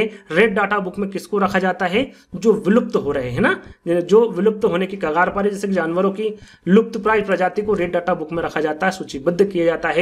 IUCN का पूरा नाम है international union for conservation of nature and natural resources, है ना, ये इसका पूरा नाम होता है। ये एक रेड डाटा बुक होती है जिसमें जो लुप्त हो जाते हैं, लुप्त होने की कगार पर जो जानवर होते हैं उनका वर्णन उसमें होता है, उनकी सूची उसमें दर्शाई जाती है। अगला प्रश्न है, पर्यावरण को बचाने के लिए चिपको आंदोलन से कौन सा राज्य जुड़ा हुआ है? सरल सा है और काफी बार ये भी 2 से 3 बार या फिर 4 बार इस प्रश्न को पूछा गया है। उत्तर प्रदेश है, झारखंड है, उत्तराखंड है, छत्तीसगढ़ है। कुछ अलग अलग प्रकार से इस प्रश्न को पूछा है, लेकिन कभी राज्य पूछ लिया जाता है, कभी उससे संबंधित नेताओं के बारे में पूछा जाता है, कभी उसके जिलों के बारे में पूछा जाता है। इस प्रकार से इस प्रश्न को घुमा फिरा कर पूछा गया है। राइट आंसर आपका होगा यहाँ पर उत्तराखंड, है ना? क्या होगा? उत्तराखंड। यह आंदोलन जंगलों की अंधाधुंध और अवैध कटाई को रोकने के लिए कब किया गया था? 1973 में, है ना? 1973 में चिपको आंदोलन की शुरुआत हुई थी। यह उत्तराखंड प्रदेश के चमोली जिले से प्रारंभ हुआ था। यहाँ पर जिला भी आपको ध्यान रखना है। चिपको आंदोलन के प्रणेता के बारे में आपको ध्यान देना है। सुंदरलाल बहुगुणा है। इनके साथ साथ आंदोलन में कामरेड गोविंद सिंह रावत साथी थे। इनके चंदी प्रसाद भट्ट और श्रीमती गौरा देवी भी शामिल थी। इन चारों पांचों के बारे में नाम, जो 4-5 मैंने नाम बताए हैं, इन नामों को भी आपको याद रख लेना है, क्योंकि इनके बारे में भी आपसे पूछा जा सकता है और पूछा भी गया है। जीवों के व्यवहार का अध्ययन किया जाता है इटोलॉजी में, नियोलॉजी में, इथोलॉजी में या फिर डेमोलॉजी में। सरल सा है, आपको पता होगा कि जो जीवों के व्यवहार का अध्ययन किया जाता है इथोलॉजी में किया जाता है। किसमें? इथोलॉजी में। अगला प्रश्न है, बिहू राज्य के किस राज्य का लोक नृत्य है? बिहू भारत के किस राज्य का लोक नृत्य है? राजस्थान, तमिलनाडु, असम या फिर उत्तर प्रदेश? बिहू, है ना? सरल सा है और काफी बार इस प्रश्न को भी पूछा गया है। सही आंसर होगा असम या फिर असम। बिहू भारत के असम राज्य का लोक नृत्य है। कुछ प्रमुख लोक नृत्य भी मैंने यहाँ पर रखे हैं, जैसे कि जो घूमर नृत्य है आपका राजस्थान का है, भरतनाट्यम आपका तमिलनाडु का है, रासलीला और नौटंकी आपका उत्तर प्रदेश का है, कथकली आपका केरल का है, कुचिपुड़ी आपका आंध्र प्रदेश का है। ये जो 5 नृत्य मैंने आपको बताए हैं इंपोर्टेंट हैं, याद कर लीजिएगा। अगला प्रश्न है, भूकंप मापा जाता है किस में मापा जाता है? वोल्ट में, डेसिबल में, न्यूटन में या फिर रिएक्टर पैमाने में? सभी को पता है कि भूकंप किस में मापा जाता है। भूकंप रिएक्टर पैमाने में मापा जाता है। डी वाला विकल्प आपका सही होगा। और ब्यूफोर्ड की हम बात करें, ब्यूफोर्ड पैमाना या फिर इसे ब्यूफोर्ड भी कहा जाता है, ब्यूफोर्ड पवन बल पैमाना भी कहा जाता है, जिसमें पवन वेग मापने के लिए इसका प्रयोग किया जाता है। ध्वनि को डेसिबल इकाइयों में मापा जाता है। न्यूटन की बात करें तो न्यूटन का उपयोग बल मापने के लिए किया जाता है, तो इनके बारे में भी आपको पता होना चाहिए। चलिए अगला और अंतिम प्रश्न है, जैसे कि टोटल मैंने बोला था 50 प्रश्नों के बारे में, और ये 50 प्रश्न यहीं पर खत्म होंगे। आपका विश्व पर्यावरण दिवस मनाया जाता है 5 नवंबर को। इसके बारे में आपको बता चुका हूं, नवंबर है ना, थोड़ा सा उल्टा लिख गया है। 5 नवंबर, 5 फरवरी, 5 जून या फिर 5 सितंबर। तो इसके बारे में थोड़ी देर पहले ही मैंने आपको बताया था कि ये 5 जून को मनाया जाता है विश्व पर्यावरण दिवस। और बाकी के जो विकल्प है उसके बारे में आपको बता देते हैं। विश्व पर्यावरण की समस्याओं के प्रति जागरूक फैलाने के लिए 5 जून को विश्व पर्यावरण दिवस मनाया जाता है, थोड़ी देर पहले ही बताया था। 5 जून 1973 को पहला विश्व पर्यावरण दिवस मनाया गया। प्रमुख दिवस यानी कि 5 जून को विश्व पर्यावरण दिवस, 2 दिसंबर को राष्ट्रीय प्रदूषण रोकथाम दिवस, 16 सितंबर को विश्व ओजोन दिवस और 11 जुलाई को विश्व जनसंख्या दिवस मनाया जाता है। ये 50 प्रश्न यहीं पर आपके कंप्लीट होते हैं। आज का वीडियो आपको कैसा लगा कमेंट्स के माध्यम से बताना है। इसी प्रकार का और भी यदि आपको वीडियो चाहिए तो भी आप कमेंट्स के माध्यम से बता सकते हैं। तो जल्द ही दोस्तों एक नई वीडियो के साथ मिलेंगे, जब तक के लिए धन्यवाद।